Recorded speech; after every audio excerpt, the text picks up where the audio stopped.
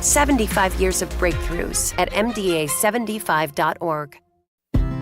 You can't buy a best friend. You can love them, walk them, pet them, and care for them, whether they want you to or not. You can take a picture or 50. You can fly to the moon, travel the world, or just stay in bed. You can't buy a best friend like that, but you can adopt one. There are millions of pets waiting for a best friend just like you. Help us save them all at bestfriends.org. Talking about guns with others might not always feel comfortable, but it could save a life. Here's a way to start a conversation. Your family is going over to your neighbor's home for dinner for the first time.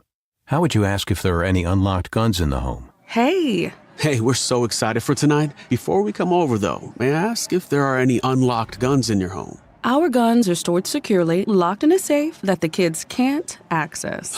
Awesome. Learn how to have the conversation at agreetoagree.org. Brought to you by the Ad Council.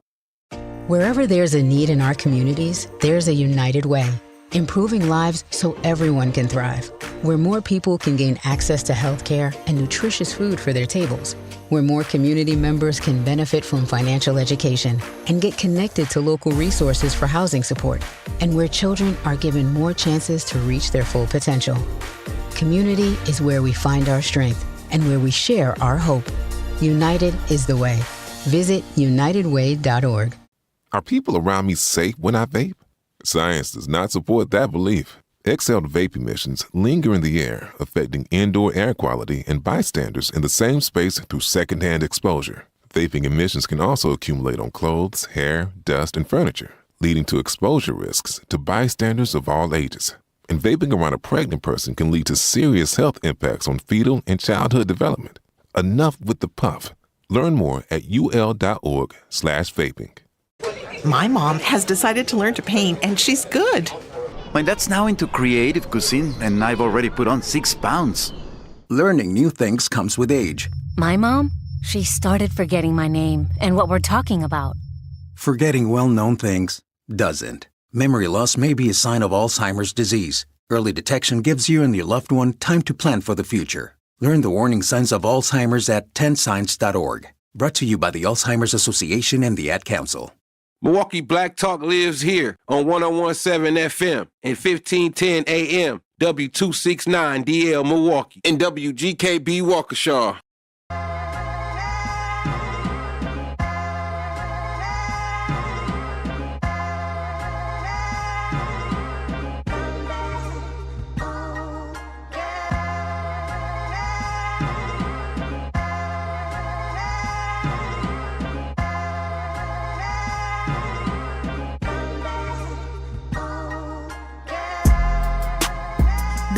.7 The Truth.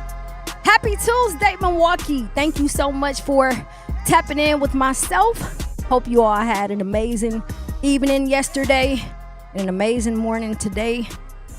Extremely grateful to be alive, to be here speaking with you all. Shout out to all of our listeners. Please make sure that you follow, click, like, and subscribe our YouTube channel at 101.7 The Truth. Follow us on social media as The Real Tap In. That's TAPINMKE and 101.7 The Truth. Today we are talking about mastering yourself. Build something, heal somebody. The most powerful person in the room is the one who can control themselves. Good afternoon, Milwaukee. It's your girl, Jazz Tyler, and you are officially tapped in. Today, we are talking about something that every successful person has in common. Not money, not followers, not talent. Self-control. We live in a society where everything tells us to react. If someone disrespects you, react. If someone posts something online, react. Someone doesn't text back, react. Someone cuts you off, react. But what if the greatest power wasn't reacting? What if it was responding? We also have some special guests in the building today. Enrique will be joining us at the 5 o'clock hour, as well as Vidal Hill will be joining us at 6 o'clock as well. Before we jump into this, this is my affirmation for today. Self-control, right? Sometimes people and situations will purposely antagonize you just to get a reaction out of you. And one of the things that I've learned to train myself on mentally and spiritually is everyone didn't grow up the way that I did. They don't have the same mentality. They don't have the same heart. And also sometimes when people are sent to antagonize you, it truly shows their insecurities. It shows that they're insecure about themselves. It shows how they really feel about themselves. And there is no need to react. I tell myself now, as well as those who are in my circle, why I don't match energy. Why would I? Why would I do to you what you do to me if it's negative? Then that will make me you, right? And a lot of this has everything to do with character. And I talk often about character flaws. And some people are so insecure within themselves. And some people portray to have this godly and spiritual way of life when in all actuality, they are the other entity, right? Hence, being antagonistic. They will purposely try to make you feel a way because of how they really feel about themselves. So why is self-control so rare today? I mean, we live in an instant gratification society. Social media rewards emotional reactions. And my opinion is discipline isn't just exciting, it's consistency. Existing, right? It takes a lot of discipline to be successful. It takes a lot of discipline to live. It takes a lot of discipline to get to wherever it is that you're going to, that you're headed to. As we talk about this today, I want to really, really be a beacon of light to those who are listening. And I want to share some personal experiences with you all in hopes that whatever I have been through will assist you as well. Y'all know what time it is. We have real talk, real conversations. I mean, it's called Truth Radio, right? And y'all Truth Nation. So let's get into it. When you make a decision to react and not have self-control, understand that that decision has a receipt. It doesn't matter. It doesn't matter what you do. You send a text, you cheating, you quitting too soon, you eating unhealthy, you not saving money, you not controlling your mouth, you're not watching what you say, right? Those all have receipts. Self-control isn't punishment. It's protecting your future. It's protecting your future. What's the saying? 20 seconds can cause you 20 years in prison if you react a certain way. Again, the decisions that I used to make when I was younger was out of anger, out of fear, out of PTSD, out of trauma, out of triggers, all of the above. And unfortunately, I didn't have a lot of people around me to assist me with making better decisions. Actually, you know what? I'm going to retract that. I did, but I was not receptive. I had certain people. Obviously, there were a larger amount of people who wanted to see me fail versus the people who actually wanted to see me win. And they outweighed the positive people. But I was not receptive because I was leading with my fear, right? Huge shout out to Chairman Fred Hampton Jr. He's the one who actually assisted me with not being so reactionary, right? And once I start to train myself and remove myself away from the world to really understand what it was about me that would, why was I so emotional, right? I have a big heart. I used to wear my feelings on my sleeve, and I automatically assumed that because I was treating people right, that they would then treat me right. And if I did not receive that, then I would react. I will react a certain way because it's like, why am I always the person who has to be so loyal? Why am I always the person like, do you understand the passion, the love, the unconditional love that's inside of me that goes into wanting to not only help my people, but just be whatever it is I need in order for not just me to be successful, but for them as well. And whenever someone would do something, I will react to it. They know, we know how to push her buttons. That makes you a weak link. If people know how to get under your skin, especially people who study you and they purposely attempt to antagonize you in order to make you feel a way and to react, 9 times out of 10 is because they're trying to prove the lie that they've told on you, right? So because I used to be a person who would react to everything, there are still some people who assume that their pettiness and that their actions will get under my skin, and it don't. I actually am flattered. I actually be flattered now that people will go the lengths to try and make me feel away just to get a reaction. And to be honest with you, that form of interaction is trauma-based. Some people have grown up inside of households around environments where all they know is how to be toxic, right? So they assume that the only way they'll know if you care for them or about whatever it is they have going on is if you simply react. And the best thing to do is not to not react, is how you react, right? I used to react very abruptly. I used to react in situations that landed me in positions that I did not want to be in. And as you become older and as you begin to build and live and walk in truth, not what other people portray, again, you can judge a man by their actions, right? As I began to grow into who I am today, it was very important for me to make sure that I chose the decision on how I will react. I'm going to react. Naturally, I am a human, right?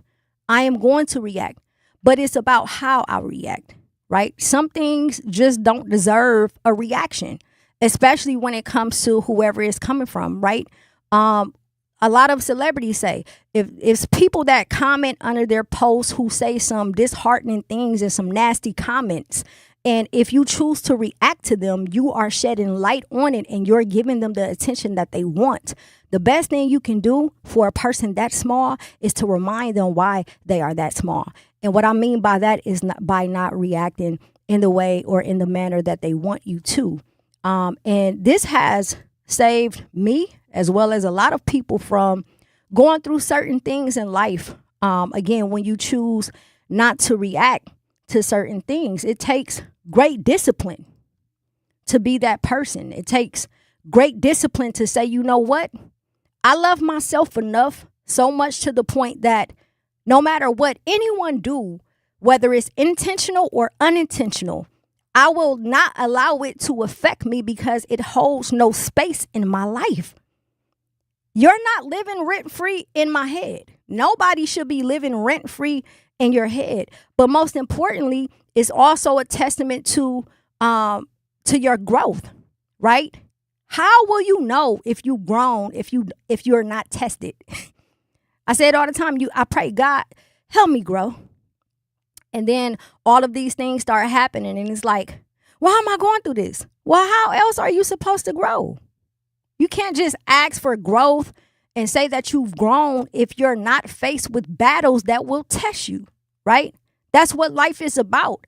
It's about facing the ultimate test to see if you're going to continue to stay and repeat in the same cycle.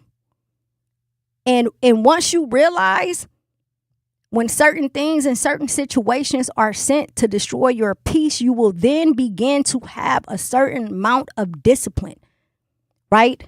That's when you become powerful. That's when you become a force to be reckoned with. There isn't anything anyone can do to make me feel away. Do I have emotions? Yes. Are there situations where you feel away as far as angry, happy, sad? Yes. But it does not dictate my life. It doesn't. And you have to build that discipline, right? You know who you are. You know what you've been through. You know that a lot of people who become antagonistic, that they have spirits inside of them that they don't even realize, right? And you have to be mindful. That is the ultimate test. We've all worked too hard for what we have to throw it away for somebody who is insecure about themselves and continue to spew how they really feel about themselves onto you. Because a great leader, the leaders I know who are great leaders are not antagonistic. They are not people who are undisciplined.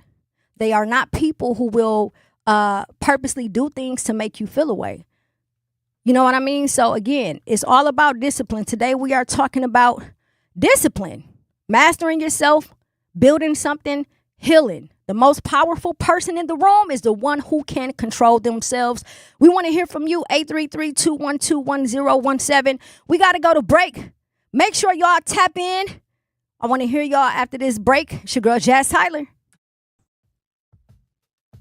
Hi, this is Sherwin Hughes from 1017 The Truth, and I want to talk to you about something bigger than just buying a house. I'm talking about building a legacy. Owning a home isn't just about four walls and a roof. It's about giving your kids a place where memories are made, where birthdays are celebrated, and where they always belong. It's about planting roots, knowing your neighbors, waving from the porch, and being a part of a community that feels like family. If you've been renting and wondering if home ownership is even possible, Axe Housing is here to work with you. An Axe Housing coach will help you create a plan, a budget, and move step by step toward owning a place you can truly call your own. They've already helped over 4,000 families become homeowners, and many are paying less than they were paying for rent. Don't let where you are today stop your family's tomorrow. Start your journey at axehousing.org. That is ACTS housing.org. Your legacy begins at home. At Versity on King, we believe taking care of our community starts right here, together. Every day, neighbors step up to donate blood, helping save lives in Milwaukee and beyond. But Versity on King is more than a donor center. It's a place for health education, community connection, and support, especially for families facing conditions like sickle cell disease. When you donate blood, you're not just giving, you're showing up for your community. Visit versity.org/VersityOnKing to learn more or schedule your donation today. Versity on King, rooted in community, powered by hope. The possibility of lung cancer can be pretty scary, especially if you're one of approximately 8 million current or former smokers at high risk. That's why SaveByTheScan.org wants you to know that now there's a breakthrough low-dose CT scan that can detect lung cancer early, and it only takes 60 seconds. You stop smoking, now start screening. For an easy quiz to see if you're eligible, visit SaveByTheScan.org. It could save your life. SaveByTheScan.org is brought to you by the American Lung Association's Lung Force Initiative and the Ad Council. Reading aloud to children sharpens their listening skills, expands their vocabularies, and nurtures a lifelong love of reading. That's why Reading is Fundamental, the nation's leading children's literacy nonprofit, offers free monthly read-alouds by popular authors through its Rally to Read program. Visit rallytoread.org to watch the read-alouds and discover exciting reading activities for school and home. Visit rallytoread.org today.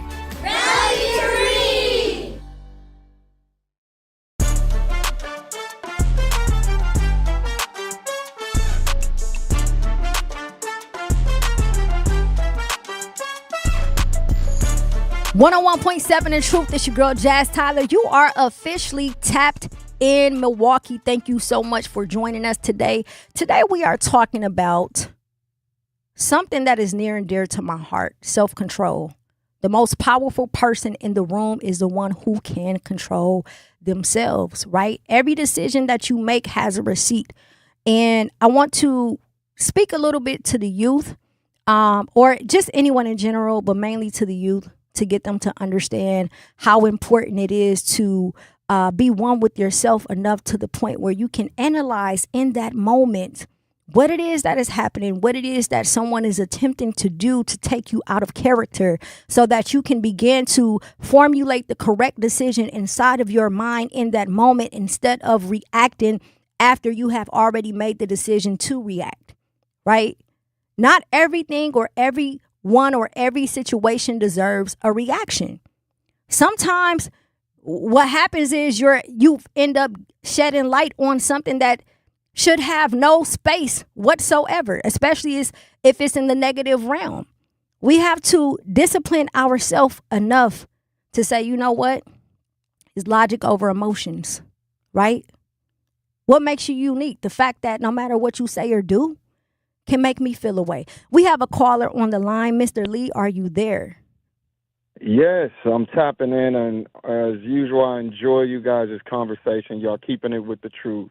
Y'all keeping it transparent, and I'm loving it. So I just want to give my illustration, and you just tell me if that was someone having that under control.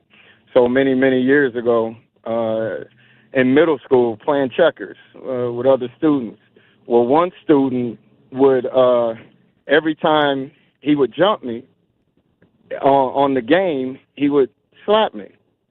And I didn't respond with vulgar words or anything, and I'm talking to myself, and I'm telling myself, well, this is what I'm going to do on the next whatever moves that we make. So each time, now the teacher ended up pulling me to the side and, asked me a few questions and such like that, and I just told her, I'm going to just win this checker game. I don't have anything against them. Now, would you consider that self-control, or would you consider that being foolish, letting somebody? I'm not saying I let him, because there's quite a few times he missed, but what do you think? Do you think that was self-control? Most definitely. It was a form of self-control because Definitely. you have to sit there. So I played chess. I was on the chess club in 6th grade, right? A lot of people don't know that. I'm very strategic, and I know how to downplay how I think to make people think that I'm not playing chess, right? So when you are locked into a game similar to chess or checkers, the goal is to get you to not think straight or strategically so that you can lose the game. And that was a tactic that he used in order to throw you off because you had self-discipline that didn't happen. So that most definitely was a form of self-discipline. At the end of the day, the goal is to win the game. That's it. And I did. No fights. No fight occurred, even though they were, he was physical, but no fight. And I always look back at that, and the teacher told me I was some kind of person for allowing it. And I didn't think I ever allowed it. I did what you called this word respond. I responded away versus reacting away. And I thank you for this call. Absolutely. And you guys keep up the good work. Thank you. Thank you so much for tapping in with us. Today we are talking about self-control and self-discipline, about people and things and situations who are sent to destroy your peace. And sometimes it's not about reacting, but it's about responding, how you choose to respond. The choices you make will impact you in that moment and in the future. Every decision that you make has a receipt, right? Including myself. I used to be a fool with it back in the day. Those who know me know. And the more I aged and matured, and the more I became the woman I am today, the more I realized that this is what some people want. Some people want to get a reaction out of you because they are so insecure within themselves.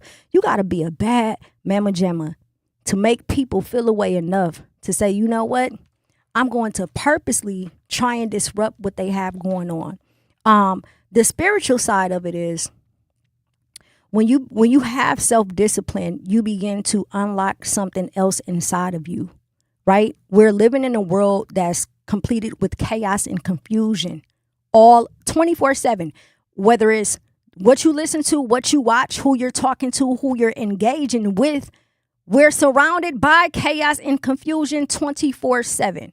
And if you allow this chaos and confusion to take over you, you will find yourself on an emotional roller coaster. So you have to properly take yourself through whatever it is you need to separate yourself from the world and sit with yourself so that you can first accept what you are feeling, right? And it's going to sound like therapy. I haven't been to therapy for this, but I prayed, and I guess that was a form of therapy. And the downloads that I received was analyze what you're feeling first. Okay, when someone does something, I address it to myself. How is this making me feel in this moment? Am I angry? Am I happy? Am I upset? I'm not necessarily thinking about, meaning right now. I'm not necessarily in today's world and who I am to now. I'm not thinking about how I'm going to respond. I'm just analyzing and assessing what it is that I'm feeling, processing it in that moment. This makes me feel this way. This makes me angry, or this makes me sad, right? Now, if you like me and you are a person who has a big heart and who is a person who, is a retired crash out, right? It's imperative that you have this discipline, because I never worry about other people. I worry about what I would do to them. That is what saves a lot of people, right? What I would do to you if I feel away. And because I know that I am programmed like that, I have to have a certain amount of discipline. Therefore, some of the things I do is analyze what I'm feeling in that moment And by the time I'm done and I'm able to see, hey, was this intentional or unintentional? Because a lot of times when you lack discipline and you are very emotional, you don't understand the difference between the two. You begin to feel like everything and everyone is against you. And that perception becomes your reality, but it doesn't mean that it's true. So you have to really, this is what I mean by you have to really separate yourself from the rest of the world. Sit in solitude, not isolation, but sit in solitude enough to say, you know what? I have to have a certain amount of discipline when it comes to my emotions so that other people don't get the benefit of dictating how I feel. That's not fair to you. That's not fair to me. So when you sitting with yourself and you're analyzing these things and you know that there are certain things that triggers you, you have to deal with that. You have to deal with that in that moment. You have to stop going around people and things that purposely antagonize you just to get a response out of you, right? You have to learn how to play chess. I was a person who wore my emotions on my sleeve 24/7. Now the difference is, whereas before, if I feel disrespected, something gonna happen, right? And it's gonna happen right then and there. But at this age, it's like, oh, that's cute, right? But I have to decide, is it taking money out of my pocket? Is it affecting me and my family? Do I still have a place to live and eat? Yes.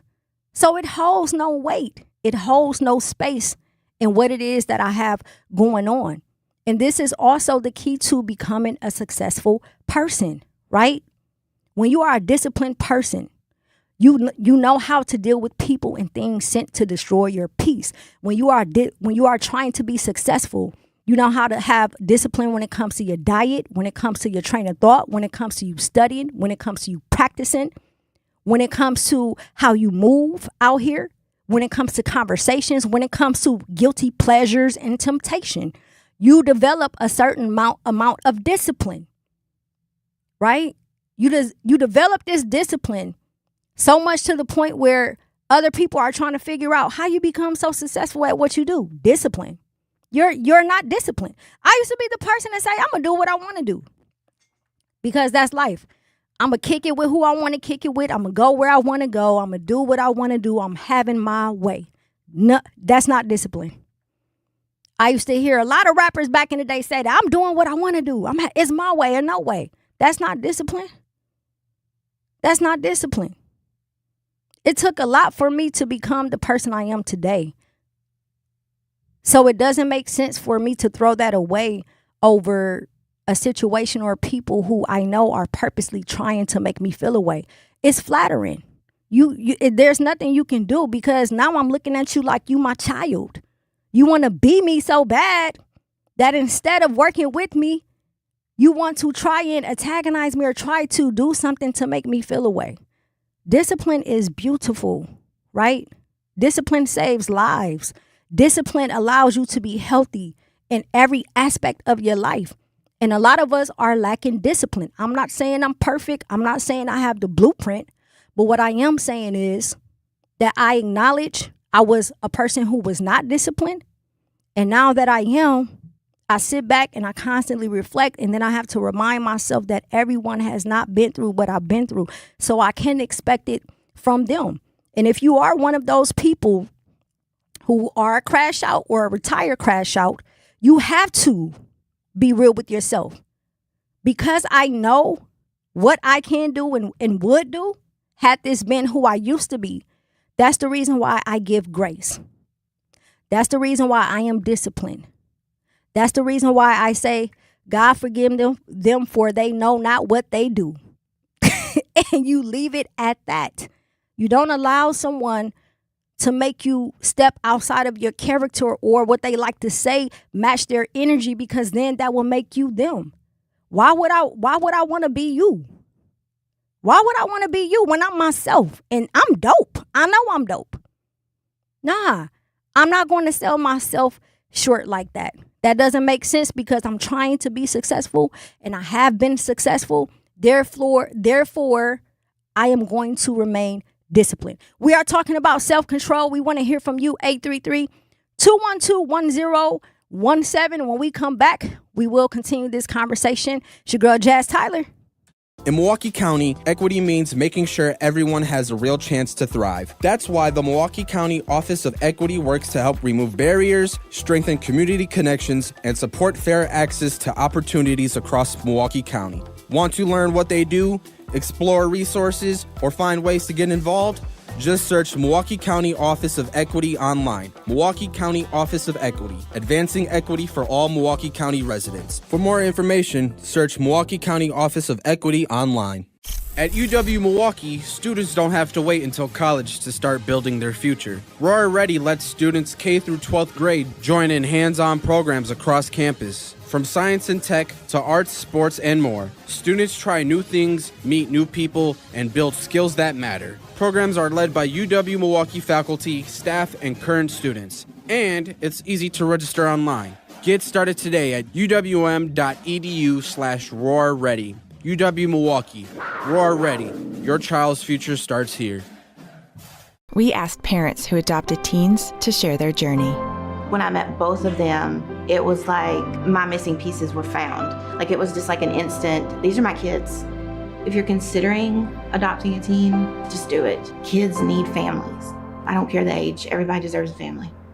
Learn about adopting a teen from foster care. Visit adoptuskids.org to learn more.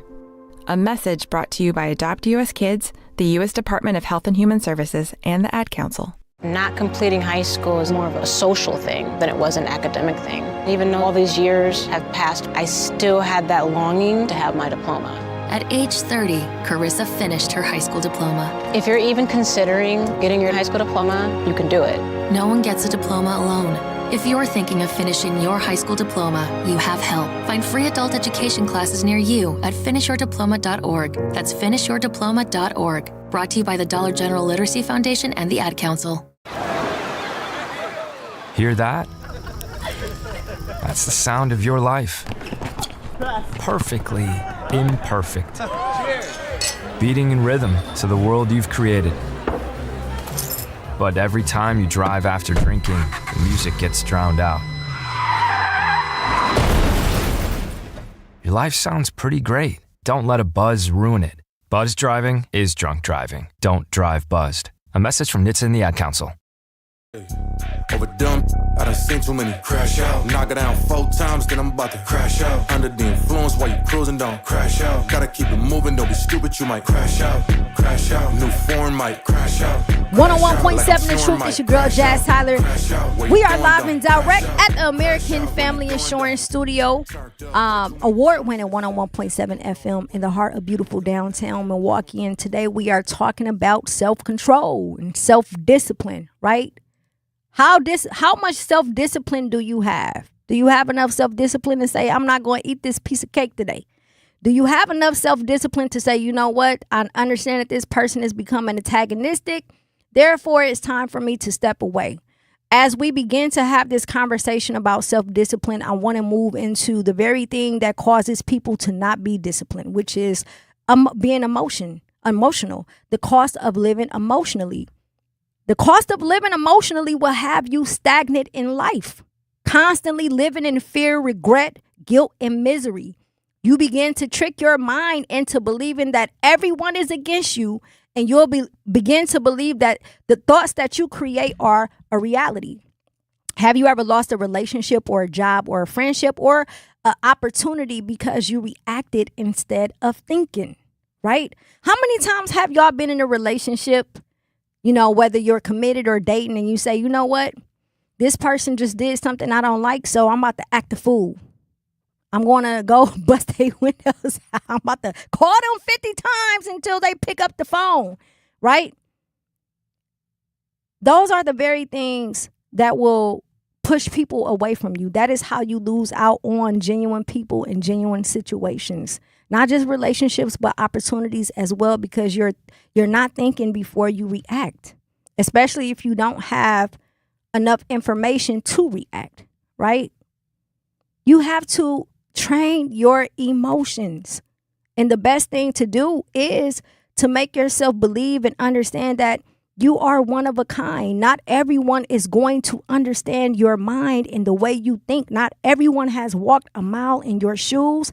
Not everyone has grown up in the environment that you did, which is why you have to be graceful, which is why you have to have that self-discipline in order to recognize that. I used to be a person who wore my emotions on my sleeve 24/7, right?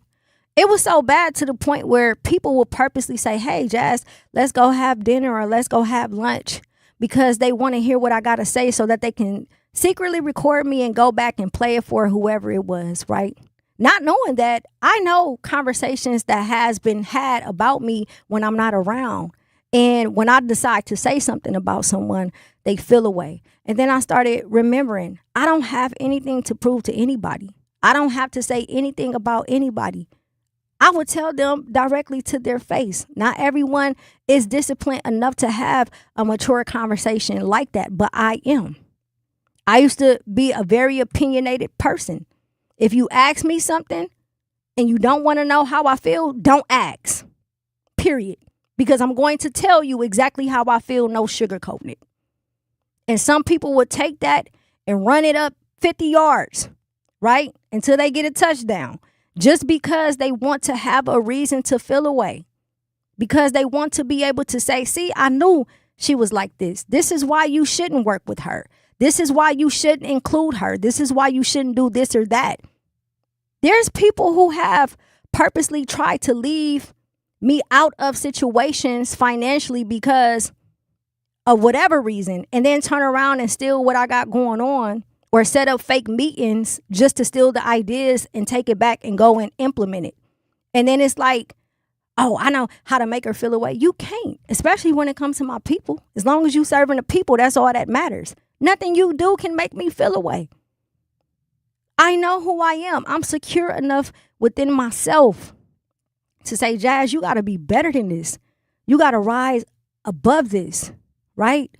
The person you are becoming is going to cost you who you used to be.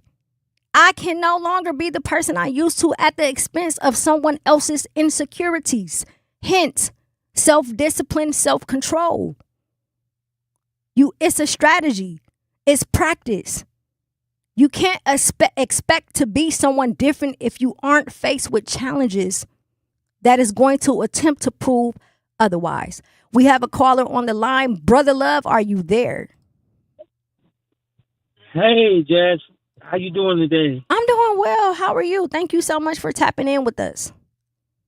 Oh, I'm feeling amazing, Jazz. What I want to say, Jazz, first of all, I want to thank you for considering my feelings and allowing me to express the magnitude of what's on my mind. Absolutely. Yes. And I just think that, can you ask me the question again? Because I tapped in a little late. Yeah, no problem. How much self-discipline do you have?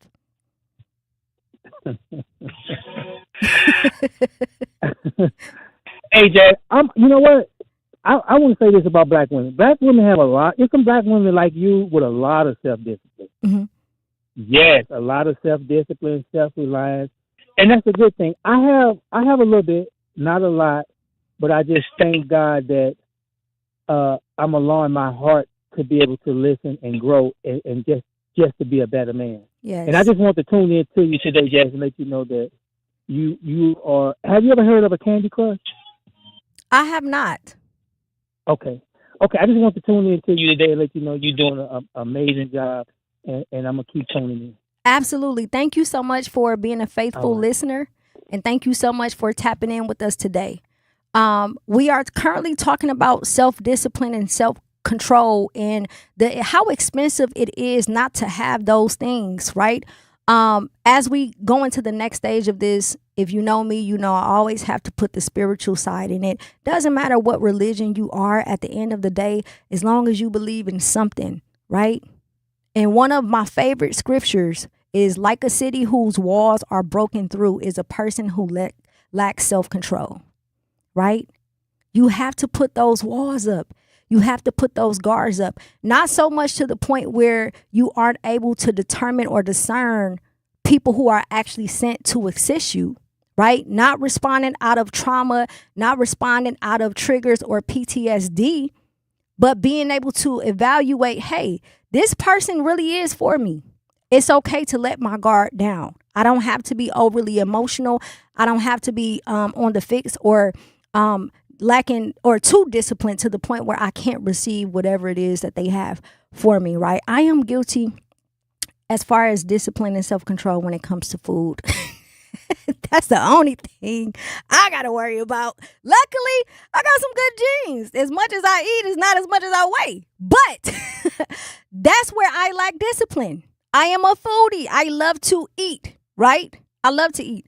I'm also a lover girl. I love love. I overly love love, right? Doesn't matter what people do. I still do not have the ability to not feel what I feel. That's just how God made me. And if you are one of those people, again, this is where the self-control and self-discipline comes in, but this is a different angle. If you are a person who loves to love, you have to have discipline because people will take advantage of that. And a lot of times when they feel like you're soft-spoken or you have a big heart and they feel like they can get over on you, they feel like they can take advantage of you, not knowing that 9 times out of 10, the person with the biggest heart is probably the craziest person you'll ever meet, which is why you should be careful on attempting to take advantage of someone who loves hard, who has loyalty, who is a person that feels whatever it is that they're feeling. I am that person. I am that person that has a huge heart. I've always had a huge heart. Always was a person who wanted help. And I realized that I needed discipline in that area as well because you can't save everybody. And sometimes you got to let people go through what they go through because it's their karma, right? It could be generational karma. It could be any type of karma. Does not make you a bad person. There's a lot of things that has happened in my life that has forced me to have the discipline that I have right now. And I'm still a work in progress. But one thing's for sure, 2 things for certain. One thing I won't do as a human being who is going through this and who has been through things is allow someone else to dictate how I respond, right? If you do something to me, I'm going to have self-control. I'm going to be self-disciplined. I am going to respond, but not in the way that you expect me to. Because that'll be too easy for you. And then also because I don't have to. I don't have to react the way that you react. Once I decide not to react the way you want me to, whatever plan, agenda, motive you have is going to be dismantled. It's not going to mean anything. You'll have to keep adding and keep trying different things until you realize it's not going to work. And for those who are extremely protected and highly favored, the people who are sent to antagonize these type of people, including myself, you better be careful. You better be careful, especially if they have self-discipline and self-control. Because I guarantee you, by the time they go home in their prayer closet in privacy, and the ultimate being, the divine being, understands and hears and feels what's happening, oh, baby, your life is going in shambles. I promise you. That's another reason why I am disciplined, because I don't have to fight my battles. I know my anointing. I know what I've been through. I know I'm highly favored and highly protected in the spiritual realm. I understand the spiritual war that is happening, and I will not be a victim to that spiritual war. You know what? You got it. You got it. Whatever it is you feel like you need to do to make yourself feel better, you got it. Because by the time I get done praying about this, I'm going to sit back and watch everything crumble. And I don't mean praying for your downfall. I mean praying that God gives you grace and peace, that God forgives you, that God helps you understand how great you can be once you remove that hate up out your heart, P.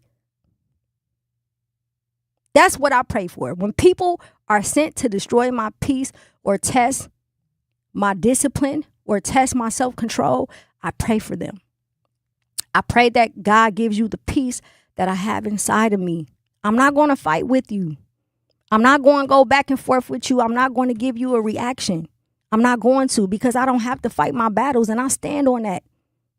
10 toes. You don't believe me? Check my record and ask those who have ever done me wrong and what happened in their life. We are talking about self-discipline and self-control. 833-212-1017. It's your girl, Jazz Tyler. We got to go to break to pay some bills. Do not touch that dial. 101.7 The Truth. Our children deserve a real chance to make it in life, and a good education is a passport to opportunity.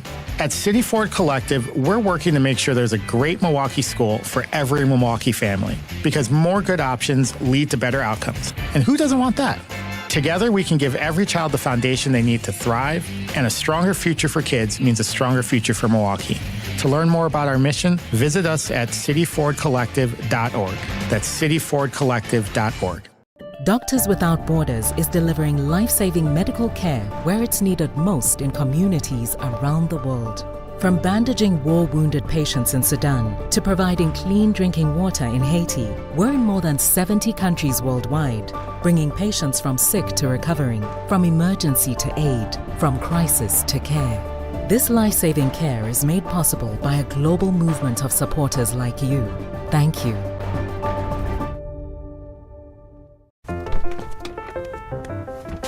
Mommy, can I sit in the front seat just this one time? Please, please, please. No, not yet. But why? Because I love you, and you're just not ready yet. Now, get in the back so I can get you in your car seat, please. Putting your kids in the right seat for their age and size is an act of love. Check that your kids are in the right seat at NHTSA.gov/the right seat. Love protects. A message from NHTSA and the Ad Council. In sitcoms, when someone has a problem, they just blurt it out and move on. Well, I lost my job and my parakeet is missing. How was your day?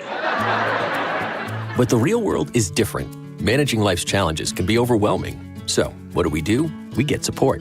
The Huntsman Mental Health Institute and the Ad Council have mental health resources available for you at loveyourmindtoday.org. That's loveyourmindtoday.org. See how much further you can go when you take care of your mental health. For 250 years, our armed forces have bravely served America. Wounded Warrior Project honors that legacy by supporting post-9/11 service members and veterans like Anthony, a Marine who was injured by a roadside bomb in Afghanistan. They carried me through my injuries, not just my physical, but my mental. And seeing other vets doing the same thing helped me tell myself, hey, you can do this. Join us in honoring warriors at woundedwarriorproject.org/America. In the United States, a vehicle is stolen every 31 seconds, about as long as this message. Luckily, you can take a few easy steps to protect your car in the same amount of time. Remove your valuables, roll up your windows, don't leave your car running unattended, lock your doors, and take your keys or fob. If you have information about a crime, call the police. If you suspect insurance fraud, also call 800-TEL-NICB. A public service message from the National Insurance Crime Bureau.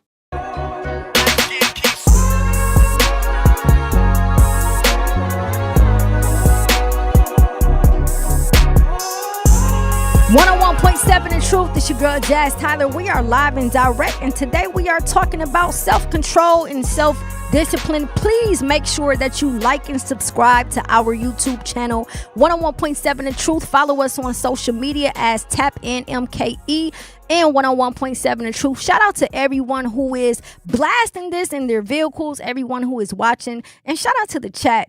Babar says, too much energy used to hold in or even think about how to address them, especially when it's a person that lives their life in causing drama. Exactly. There is too much energy that goes into trying to prove to people why you aren't who they want you to be, right? It's too much. It doesn't make sense. If I have to feel away and get myself worked up because of something you've done, then you got me. And one thing you're not going to have is me. One thing you're not going to do is get me to that point. LaRon Taylor says, I have enough control and discipline to jog 5 to 6 miles a day and hit the gym. So if I want that piece of cake, I ain't got to worry about it. You know what? Let me tell you something, LaRon. Help me jog 5 to 6 miles a day, because baby, let me tell you, if I want that cake, I'm going to eat it. But The workout ain't matching with how much I eat. That's where I lack discipline. I love food. So help me, LaRon. Send me some tips. RC Creation says, believing something good, not just something, just saying. Exactly, right? If you know, you know. I'm talking to those who understand, not those who pray to an evil entity or whatever they do. I'm talking to my people who are in a space where they talk to and tap in with the higher power, right? Whatever that looks like for you. Tap into the higher power to be who it is and ask, right? Whatever your process is, whether it's meditating, whether it's praying, ask for self-discipline and self-control. But most importantly, ask to be able to, for the discipline to be able to accept whatever tests come your way once you ask for that. Oftentimes we talk about, I'm not the same person I used to be. I used to be this way. I used to do this. I used to do that. I'm not the same person. And then when we're faced with situations, it's like, why am I going through this? Well, you said you wasn't the same person. How else are we going to see? How else are we going to determine that you aren't who you say you used to be? There has to be trials and tribulations that you go through in order to do so. The benefit of having self-discipline and self-control is being able to live out your life to the fullest, right? The distractions and things that's sent to destroy your peace cannot destroy your peace if you have self-discipline and self-control. In order to be successful, these are the things that you need. I don't know one successful person who does not have a disciplined schedule, right? That's why a lot of celebrities have PR. They have PR because they lack discipline, right? Hence Kanye. People can feel how they want about him, but I love Ye. But he has no discipline. He going to say whatever he want to say. He don't want the PR to say it for him. He's going to say whatever it is he want to say. Donald Trump got PR and he still does and say whatever it is that he want to do, right? There's so many people who have certain systems set in place because they lack self-control and self-discipline.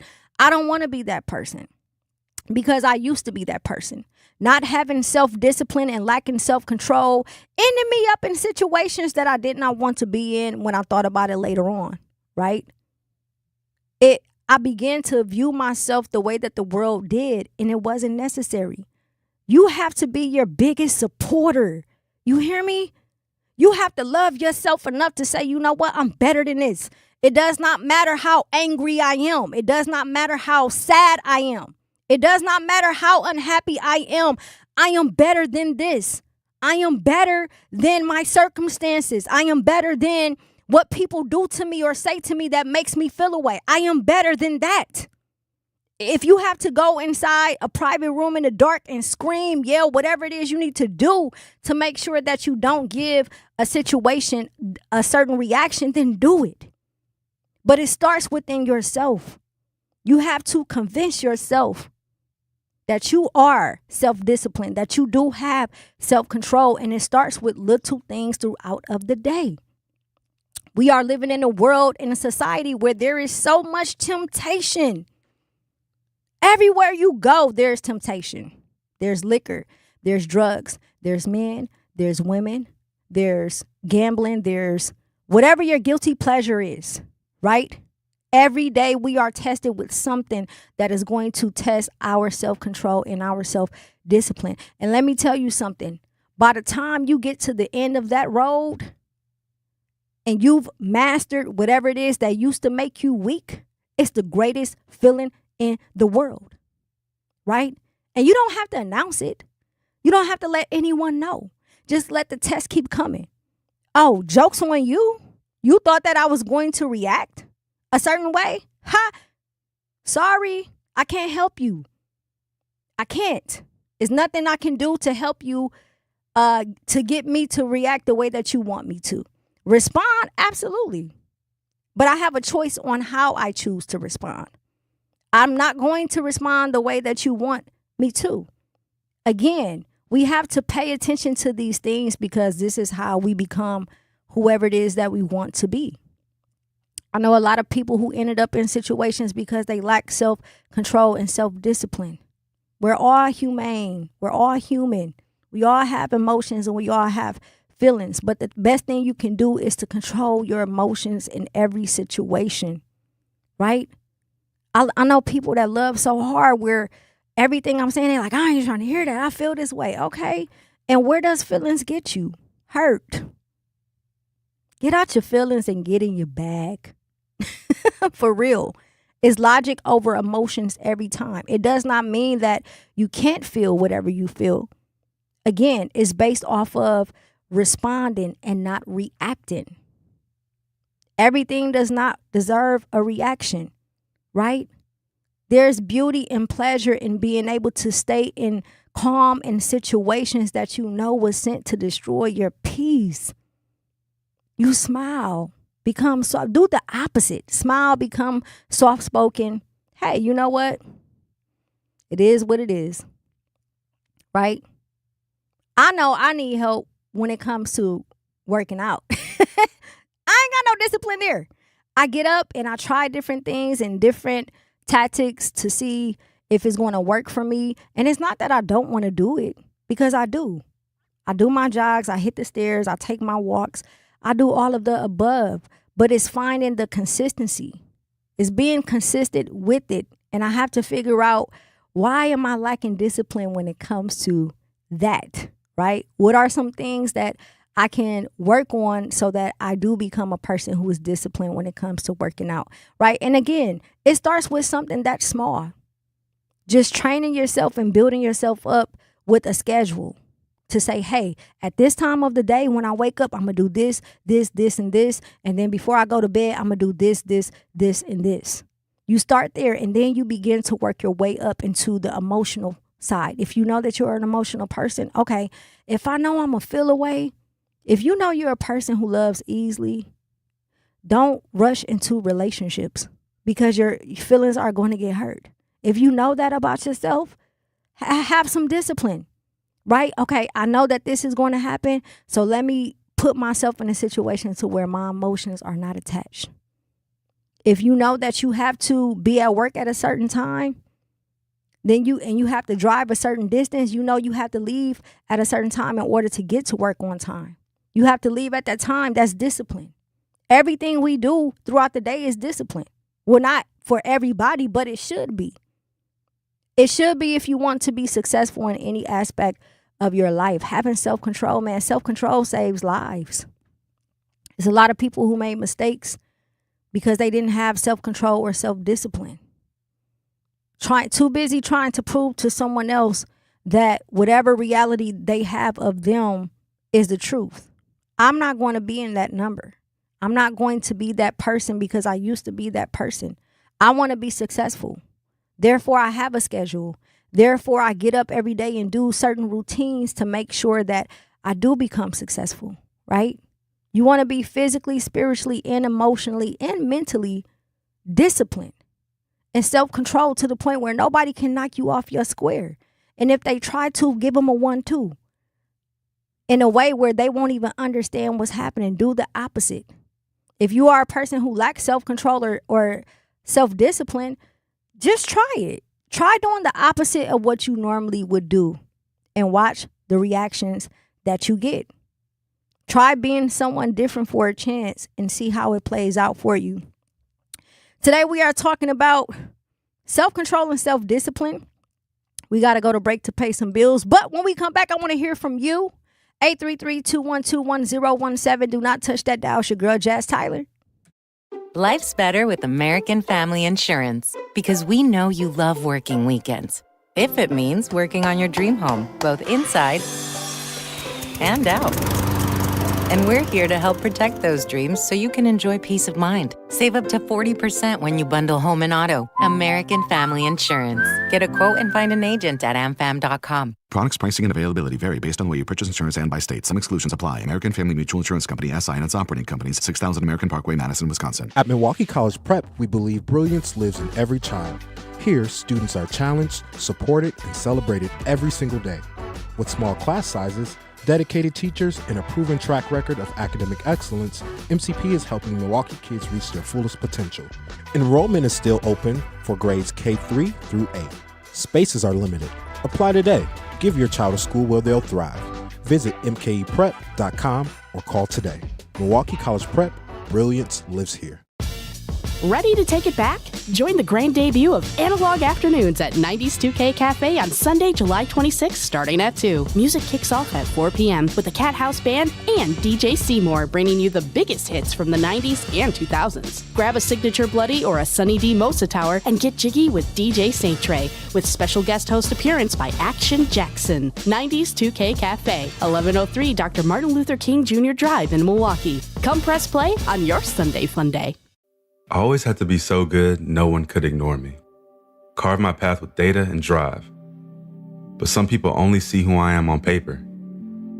The paper ceiling, the limitations from degree screens to stereotypes that are holding back over 70 million stars. Workers skilled through alternative routes, rather than a bachelor's degree. It's time for skills to speak for themselves. Find resources for breaking through barriers at tearthepaperceiling.org. Brought to you by Opportunity at Work and the Ad Council. You can't buy a best friend. You can love them, walk them, pet them, and care for them, whether they want you to or not. You can take a picture or 50. You can fly to the moon, travel the world, or just stay in bed. You can't buy a best friend like that, but you can adopt one. There are millions of pets waiting for a best friend just like you. Help us save them all at bestfriends.org. In the United States, a vehicle is stolen every 31 seconds, about as long as this message. Luckily, you can take a few easy steps to protect your car in the same amount of time. Remove your valuables, roll up your windows, don't leave your car running unattended, lock your doors, and take your keys or fob. If you have information about a crime, call the police. If you suspect insurance fraud, also call 800-TEL-NICB. A public service message from the National Insurance Crime Bureau. I'm Chris Jakomick. I served in the United States Air Force and I deployed 3 times. So in 2017, I was serving as an Air Force First Sergeant. Our motto in that role is my job is people, everyone is my business. But unfortunately in that year, I would lose my own brother, Lance Corporal Adam Jakomick, to suicide. The majority of veteran suicides are from guns. I store my weapons securely, not only for myself, but for my family. Store all your guns securely. Help stop suicide. My service never stops. Brought to you by End Family Fire and the Ad Council. And here's Heather with the weather. Well, it's beautiful out there, sunny and 75, almost a little chilly in the shade. Now, let's get a read on the inside of your car.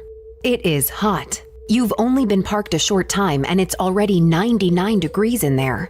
Let's not leave children in the back seat while running errands. It only takes a few minutes for their body temperatures to rise, and that could be fatal. Cars get hot fast and can be deadly. Never leave a child in a car. A message from NHTSA and the Ad Council. Milwaukee Black Talk lives here on 101.7 FM and 1510 AM, W269DL Milwaukee, and WGKB Waukesha.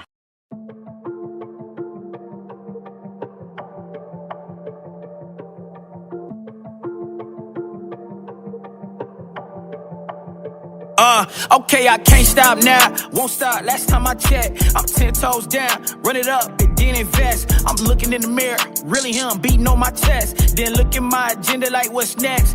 Getting off, I'm doing my thing. What's next? Put on for my family and my team. What's next? Cash out, I'm pulling up clean. What's next? After that, I rinse and repeat. What's next?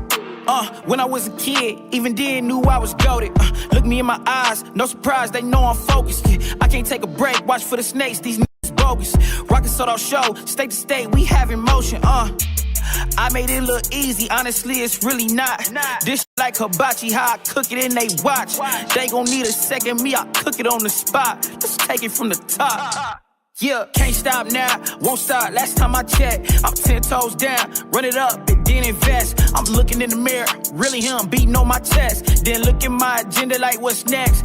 Getting off, I'm doing my thing. What's next? Put on for my family and my team. What's next? Cash out, I'm pulling up clean. What's next? After that, I rinse and repeat. Yeah. What's next? When you get the win, that hater's supposed to be mad.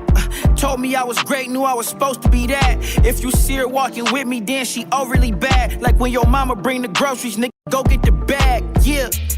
Put on for your family, going by the block. Invested in the business, go get you some stock. I ain't these rappers teaching youngest to crash out. I teach them to win big, then go and cash out. Can't stop now, won't stop. Last time I checked, I'm 10 toes down. Run it up and then invest. I'm looking in the mirror, really him beating on my chest. Then look at my agenda like what's next.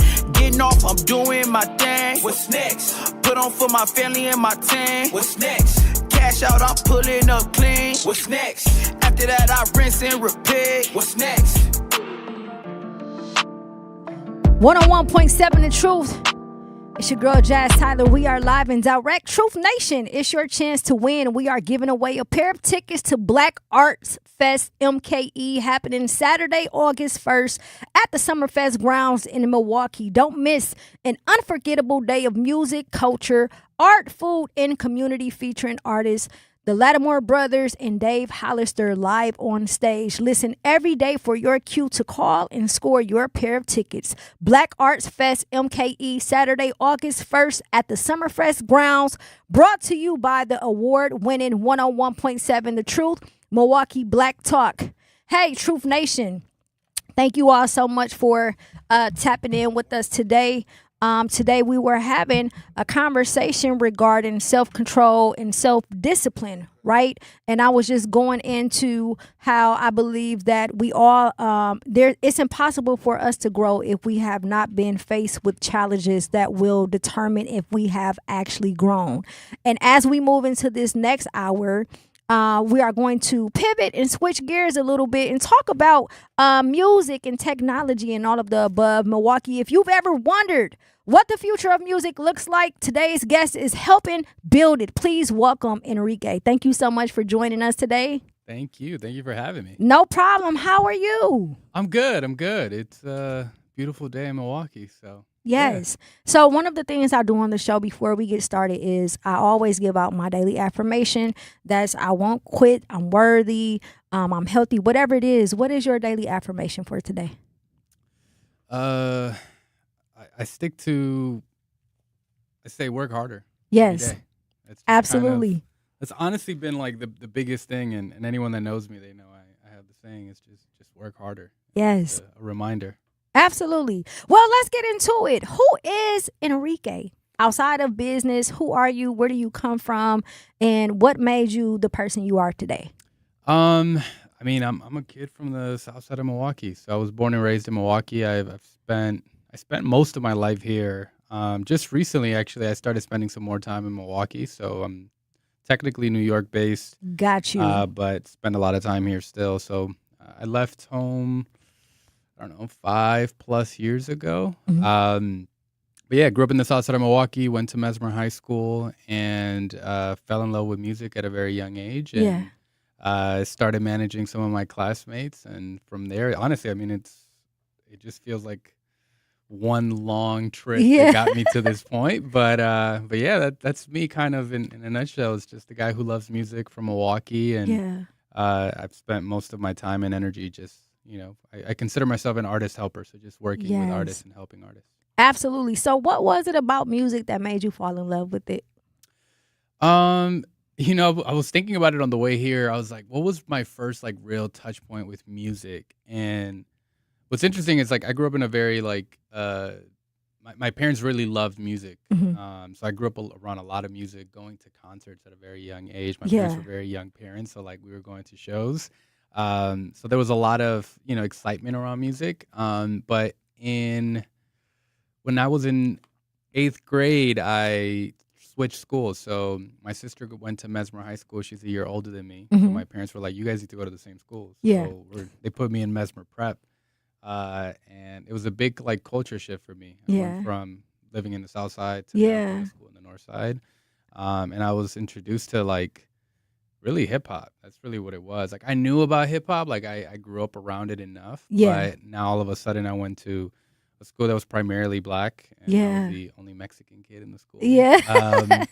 And yeah, I grew up playing instruments, but that was really my first introduction to what it means to make music, not necessarily in band at school. And yeah, I started recording music, but my first real thing that made it real for me is I don't know if he still does stuff in Milwaukee. I haven't talked to him. I don't know, probably like 2 decades at this point. But this guy, he goes by the name of Big Mike. I don't even know if he goes by Big Mike anymore. But he would throw these showcases at the Holton Center. Yeah. And I don't know how I got invited on Facebook to Yeah. go, and I forced my mom to take me, and I was like, oh wow, like this is what I want to do. Yeah. And that was really like my introduction to like, oh, I actually want to like make music and help people make music. And then in high school I started managing essentially my classmates, who were just my friends. So one of them was Wave Chappelle. Shout out to Wave. Shout out to Wave. Yeah. So we that was actually, we became really close friends in 8th grade. So we were in school from 8th grade through 12th grade. And then it was me, him, Ishtar, and Buddha Dar. So we were all in like the squad. We were called No Name, and our guy Savon too was also in the group. But yeah, we all made music together in high school, and after we graduated high school, Wave moved to Memphis. Yeah. And I started working with Ishtar and his brother Buddha. Yeah. And then I became Ishtar's manager full time and spent the next 5 years on the road, just kind of like navigating the world. So what is some of the things that you've learned or skill sets you learned in high school as far as management that contributes to your success now? I don't think there's anything that I learned from like school itself, like from, it was honestly more so what it taught me was how to ask for help. Okay. I still to this day I consider him a mentor. His name is Greg Flattery, or we called him G Flat. He was our music teacher at school. Okay. And our freshman year, he pulled me and Wave aside and was like, "Hey guys, I want to build a studio. And if you guys are down to like help me out during the summer, we can build a studio inside of the auditorium." And we ended up building a studio. There's actually a video somewhere on YouTube of me and Wave spending a whole summer building a studio inside of the school. And then from that moment forward, I remember like he used to, I wasn't the best student. He was like one of the, had horrible grades, but everyone always gave me like the opportunity to ask for help. And I learned how to ask for help at a very young age. I just started bugging. I mean, it started off as like a couple times a week when the school started, or when the school year started, to like ask, Mr. Flattery if he would let us, use the studio after school. And next thing you know, like Monday through Friday, we were there after school making music. Yes. And it was mostly just like, finding really good people that believe in you, and making yourself available, and also opening yourself up to the opportunity to ask for help and actually receive help too. Absolutely. One of the things that I love about Milwaukee music culture is each generation have similar stories. Like we've managed to work with or connect with people who have a similar vision, a similar calling, a similar goal. And we've managed to say, hey, this is your lane, this is my lane. Let's pull it all together, figure out how we can become successful, right? So you started the love for music within the house. Then you had a culture shift when you went to a different school, ended up building a studio inside of a school, started managing your classmates or your peers who then become your friend. What was the life like being young on the road managing Ishtar? I mean, honestly, it feels like a blur, right? Like we were kids. Yeah. Like I think that's the biggest piece that, I mean, like I'm 31 today, but I remember we got flown out to LA and I was 18. Ishtar was 17. Oh, y'all was babies. Like we were babies being like literally flown out by labels to LA and then New York. Yeah. And then we had our first tour opportunity. And like, I remember at the time we felt so grown in the moment. Like I remember we had the opportunity to go on tour with Absol. That was our first tour run. And it was across the Midwest.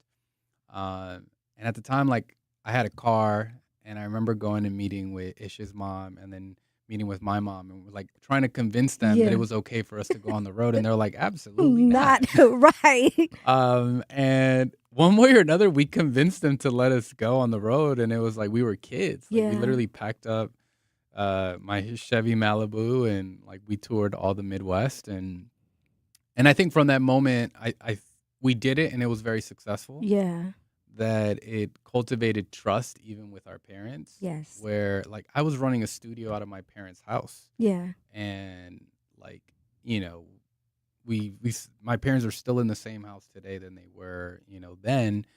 And it's really interesting because like we were recording music out of their house at crazy times, and like they had full-time jobs, so it was really interesting. Like looking back at it, I'm like, man, we were some annoying kids that were just trying to figure it out. Yeah. But honestly, I think we just were resilient, and we didn't believe in like no. Yeah. And I think probably the biggest thing is, you know, and I'm still like this to this day, is like when I see a door that's like cracked open, I Kick see it as open. wide open. Yeah.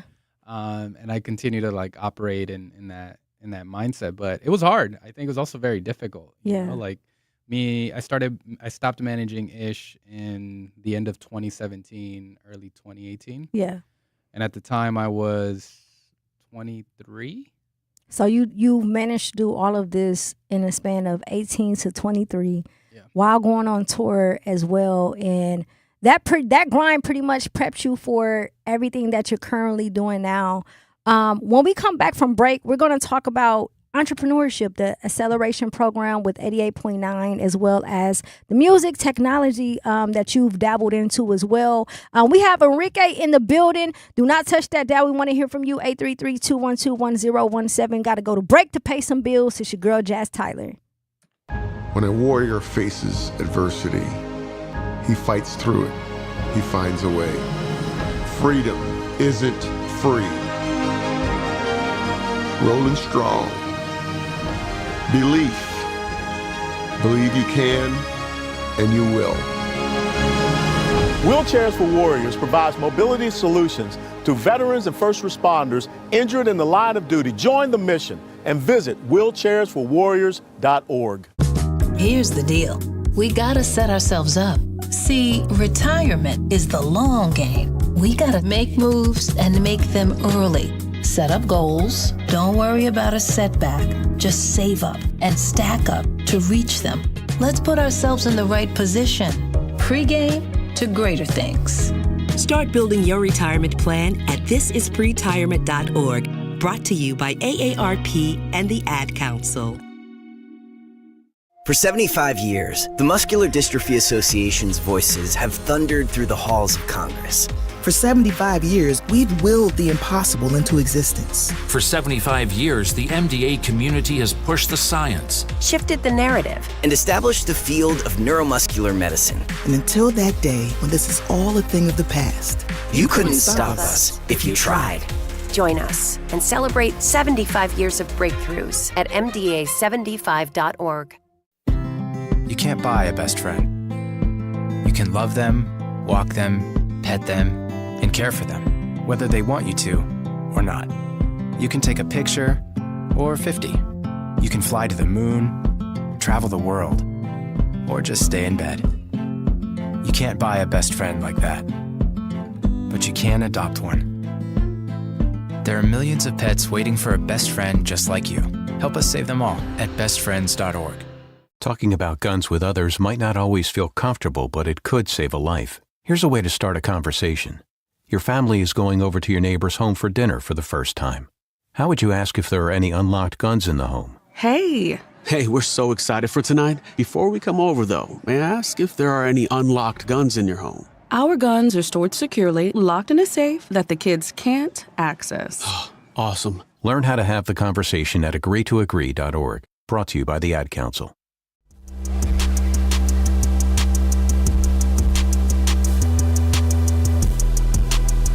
101.7 The Truth. It's your girl Jazz Tyler. We are live and direct, and we have a special guest in the building. Enrique is here. We are talking about entrepreneurship, music industry, technology in music, as well as the Accelerator program. So for those who are not familiar with some of the things you've done, I personally remember this program at 88.9, and we were just having an offline conversation about how important these programs are and how we need more programs like this to come back into the culture, the music culture here in Milwaukee. For those who are not aware, can you explain to us what the process was? First of all, what the accelerator program was and what the process was for you to form that. Yeah, so the program was called Backline, and then it turned into Generator Music. So it was a partnership between Generator, which is a venture firm based out of Milwaukee, and 88.9 Radio Milwaukee. And essentially, we were giving grants to artists and managers. So the format changed a little bit, but essentially it started off with $20,000 grants to artists, $5,000 grants to managers. And the idea was to basically like incubate artists and teams and give them the resources to be successful. So it was 12 weeks long. In Milwaukee, we had, I think we ran, I want to say maybe 3 to 4 programs. But I was there. So I stopped managing Ishtar end of 2017. Spring of 2018 is when we launched the program here in Milwaukee. And the program expanded to Detroit and then Cleveland. So we were running Milwaukee, Detroit, Cleveland. Wow. And running the same program in every single market. And it was really cool to connect those artists too, like picking these 3 like very prominent Midwest cities and just connecting artists, producers, songwriters with each other. And there's been a lot of success. Shout out Felix Ames. I don't know if he's getting any support at the station, but he's killing it. Soul R&B artist. He went through the program. His name was Bravo, and now he goes by Felix Ames. But he's killing it. I mean, he's everywhere. He just became the face of Tidal, the radio station, and that was an artist that went through the program in 2019. Okay. So it took some time, but now he's killing it. Absolutely. So when you created, or prior to creating this program, what was it based off of things you have seen in Milwaukee that made you go, hey, we need something like this? Yeah, I mean, I think it was from my own like personal experience of, I'm a product of YouTube. Like I learned everything. I didn't go to college. YouTube University? Literally, I was a producer and engineer and then graphic designer and DJ. Like I had to do all these things because we didn't have any resources. So like, when I was a manager, we literally the only way we could survive is by just doing everything ourselves. Absolutely. And it was great because I learned a lot and it gave me a lot of skills. But I also know now that like I'm in a different side of the business, I also realized that it was never supposed to be that difficult to do what we were doing. We just didn't have resources locally. And so it was really mostly coming from a place of like firsthand experience, understanding what it takes to get to the next level, but also what resources were required. And I mean, I would argue that we didn't even get a chance to like really scratch the surface with the program. And it was, the pandemic was very difficult. That was like 2 years into launching the program, the pandemic happened. And we had a lot of great partners, but it was mostly just seeing the need, and like it was more than just money. Like I think that was probably the most difficult thing about the program was we were giving artists and managers free money. Yeah. Which creates its own set of challenges where the program became more about a program that gives you money than all the other incredible resources that come with the program. Yeah. I mean, I still think about, especially now and with my new company and the work that I'm doing, it's something that I still think about, and very, very, in a lot of ways, I'm still doing that work. It's just through a different lens, but I would love to figure out a way to like bring that program back to life. It was, again, it was just the beginning. I think if that program would have kept running after I left, the impact would be really felt today. I agree. When I look at the music industry that's currently coming from Milwaukee, I feel like the height that we're at now, these are programs that would have absolutely been super successful had it continued. Also because they need it. A lot of artists don't have any form of artist development or any type of programming to assist them when it comes to being successful in those roles. So I don't know how, but if anyone is listening, I think that we should all pitch in and figure out a way to help bring this program back. And speaking of programs, you've managed to pivot into technology and you created an app. And if I'm not mistaken, La Russell is one of the artists who utilizes the app. Shout out to La Russell, man. Can you walk us through what this app is and how it came about? Yeah, so essentially the company's called Even. We're a direct-to-fan platform. So we help artists, labels, distributors sell music directly to fans before it goes to streaming platforms. So think of Even like the movie theater premiere to your favorite album if Spotify was Netflix. It's definitely evolved from that. Shout out La Russell. He was actually our first artist on the platform. That's fire. That's a flex. Don't skip past that. How did that even come about? You know, it's everything ties back to Milwaukee. So when I started building Even, and just to kind of give you some context, so in 2021, I was still running the accelerator, but I had wrote a white paper that was basically just like all my frustrations that I had encountered in the industry. And it was called The Music Industry Needs to Get Even. And the thesis in this like white paper was we should sell music directly to fans and stop giving music away for free. The only way that artists can make money is by teaching them how to sell their number one product, which is music. Absolutely. And like on paper, like you read it and it's like, oh, this is obvious. Like, let's just sell music before you upload to streaming platforms.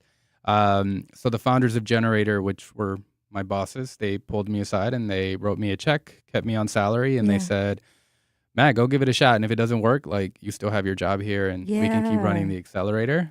So it was a little bittersweet because I had to pick between either running this accelerator or building my own company. So I transitioned out of the fund or the firm in February of 22. And when I had never built a tech company before. I honestly didn't even know where to start. But I started calling a lot of like my friends and mentors. One of them was, his name is J.R. McKee. And I had met him because he was managing Jacob Lattimore. And we did a record, Ishtar and Jacob Lattimore did a record together. And I remember just calling him because he was always at the front of like new technology. I followed him on social media and he's like, Mag, you build this and I'll bring you the artist. Because like everyone I'm talking to, this is exactly what I'm telling them they should do. So 3 months later, we have a prototype. And I mean, honestly, it was like a pretty bad prototype. Like the platform was like falling apart, but it was enough to like at least show what we wanted to do.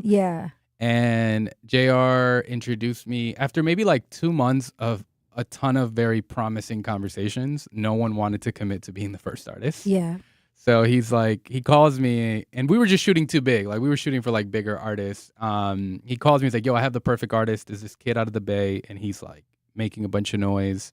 At the time he had maybe like 50,000 followers. He wasn't like a really big artist yet, but he was having viral moments. And I met with La Russell on a call and I was like, hey man, we're building this thing and we'd love for you to be our first artist. And he's like, cool, I'm down. Like, let's try it out. And the day we were supposed to go live with the album, he played around with the platform and he was like, no, man. It's not ready. This isn't it. He's like, I'm just going to do this myself on my website. And I was like, man, give me 24 hours. And in 24 hours, if I could get 200 people to buy your album, will you promote it? And he was like, you get 200 people to buy my album and yes, I'll promote this everywhere. And I called everyone I knew. I was like, yo, can you buy this album? It's a platform I'm building. Just give me feedback. I was even offering people like, I'll cash app you the money. Just like buy it. Just do it. Just do it. And I ended up getting 130 people to buy it. And called La Russell the next day, like, yo, I didn't hit the goal, but like, thank you for trusting me. And he was like, you got 130 people to buy my album? I was like, yeah. And he's like, I'm about to promote this on Instagram right now. And he posted it and the post went viral. Ended up making $100,000 on the platform in like 30 days. And from there, our second release was with French Montana. And then Destin Conrad was our third artist. And that's really kind of like the beginning of the platform. So this was in late 2023, we did a closed beta. So it was like very just like testing and building. And then we officially launched April of 2024. So we've been in the market now officially for 2 years. And this year's probably been our biggest year so far. We've done, we just did the new J. Cole album, the new Chris Brown album, Brent Faiyaz, Yeet. I mean, and like the list of superstars just continue to line up as far as, you know, the artists using the platform today. Absolutely. So what I've learned and gathered just from everything that you said was that you took a bet on yourself.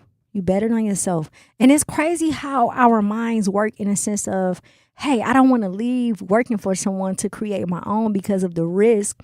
But that is something that entrepreneurs deal with. It's like, yeah, I love what I do over here, and I don't know how this is going to pan out. But if you don't take that risk, you will never know. Yeah. I mean, it's failing is hard, right? I think it's really difficult to bet on yourself if you don't know how to lose. Yeah, come on now. And I think that ends up being, it's something that I shied away from for a long time. Like I remember, because I spent a lot of time in Milwaukee and I would never like talk about it publicly, but it was like, when Ishtar fired me from being his manager, that was the biggest like opening in my life. Yeah. Because in that moment, like all I was known for is being the manager of this like very exciting artist. So all of a sudden, like, who am I now? Yeah. And it required me to challenge myself. And, and that ties back to like when I was building Even, like it was 3 months of getting rejected every day. Artists saying, nope, I don't want to be first. Nope. And then leading up to like our first official release. And that's all you need. Sometimes you can have multiple no's, but all you need is that one yes in order to get to the next level and do what it is that you need to do in order to be successful.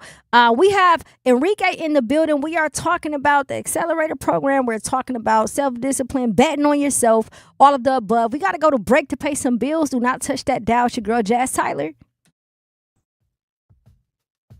Hi, this is Sherwin Hughes from 1017 The Truth, and I want to talk to you about something bigger than just buying a house. I'm talking about building a legacy. Owning a home isn't just about 4 walls and a roof. It's about giving your kids a place where memories are made, where birthdays are celebrated, and where they always belong. It's about planting roots, knowing your neighbors, waving from the porch, and being a part of a community that feels like family. If you've been renting and wondering if home ownership is even possible, Axe Housing is here to work with you. An Axe Housing coach will help you create a plan, a budget, and move step by step toward owning a place you can truly call your own. They've already helped over 4,000 families become homeowners, and many are paying less than they were paying for rent. Don't let where you are today stop your families tomorrow. Start your journey at axehousing.org. That is ACTS housing.org.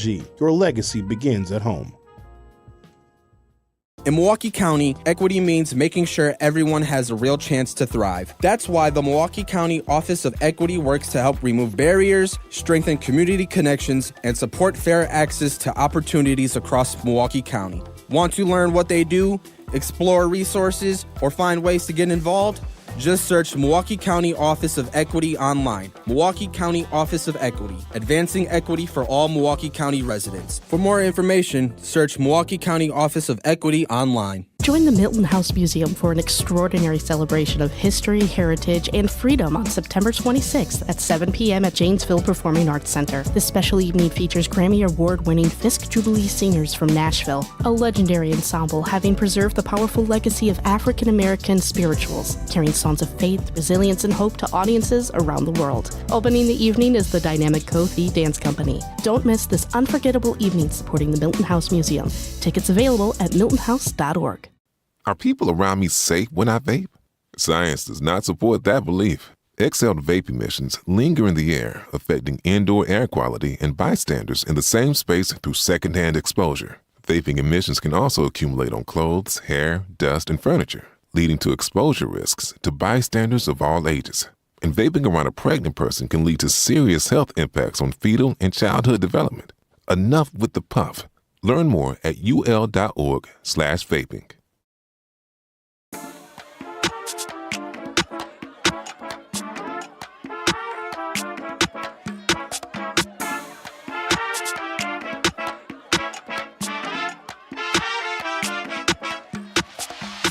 One on 1.7 in Truth, is your girl Jazz Tyler. We are live and direct, and we have a special guest in the building, Enrique. Listen, it's been an amazing conversation thus far. He is someone who has done a lot of work. Some know about it, some don't, but that's why we are speaking today. In case you don't know, let me learn you something.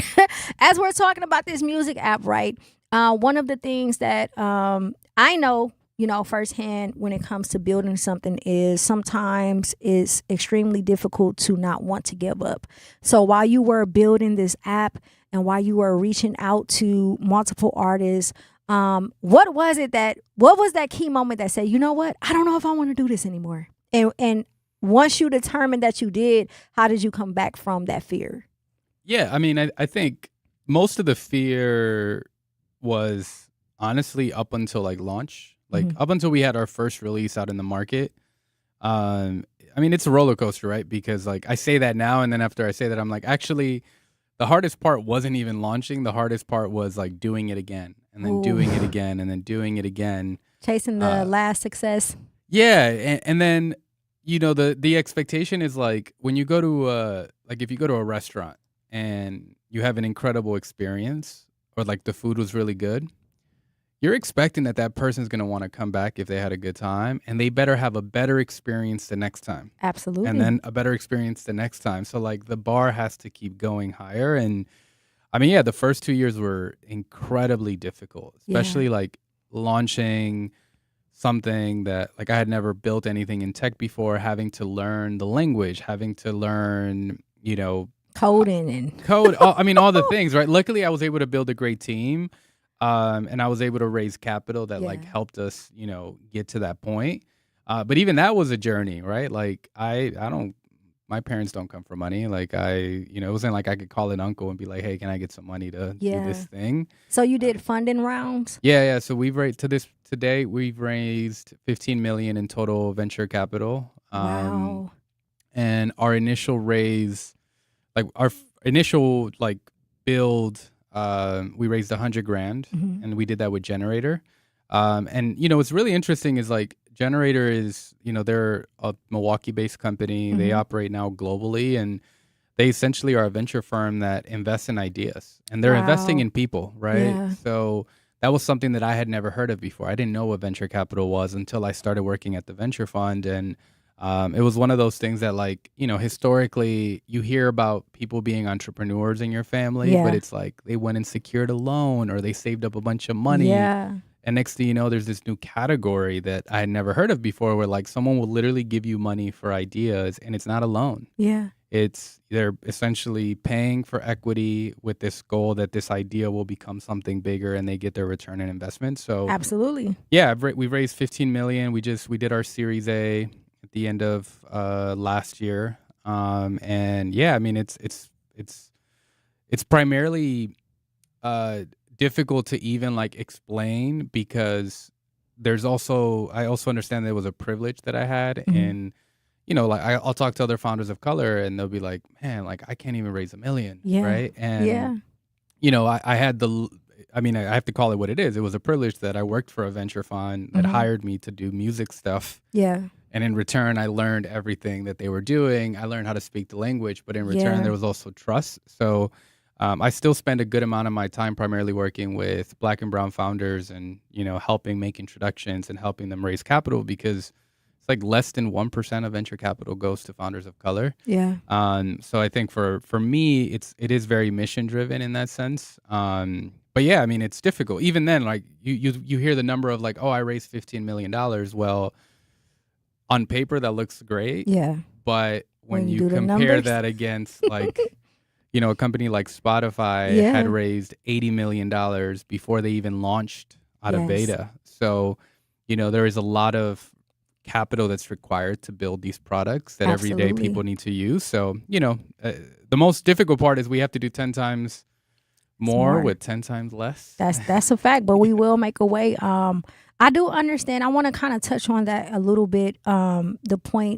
Your point as far as how difficult it is to raise capital, right?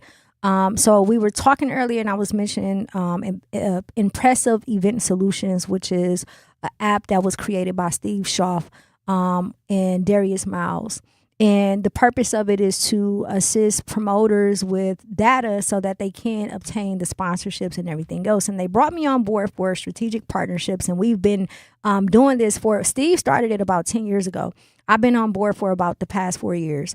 And some of the difficult things that we find as African-American people is the fact that it's so hard to raise funds. We've had 2 funding rounds, right? And every time we get close to it, it's almost like we have to go up and beyond and do 10 times more than other people to prove why, just because we're Black, why we're Black, but we know what we're doing when it comes to tech.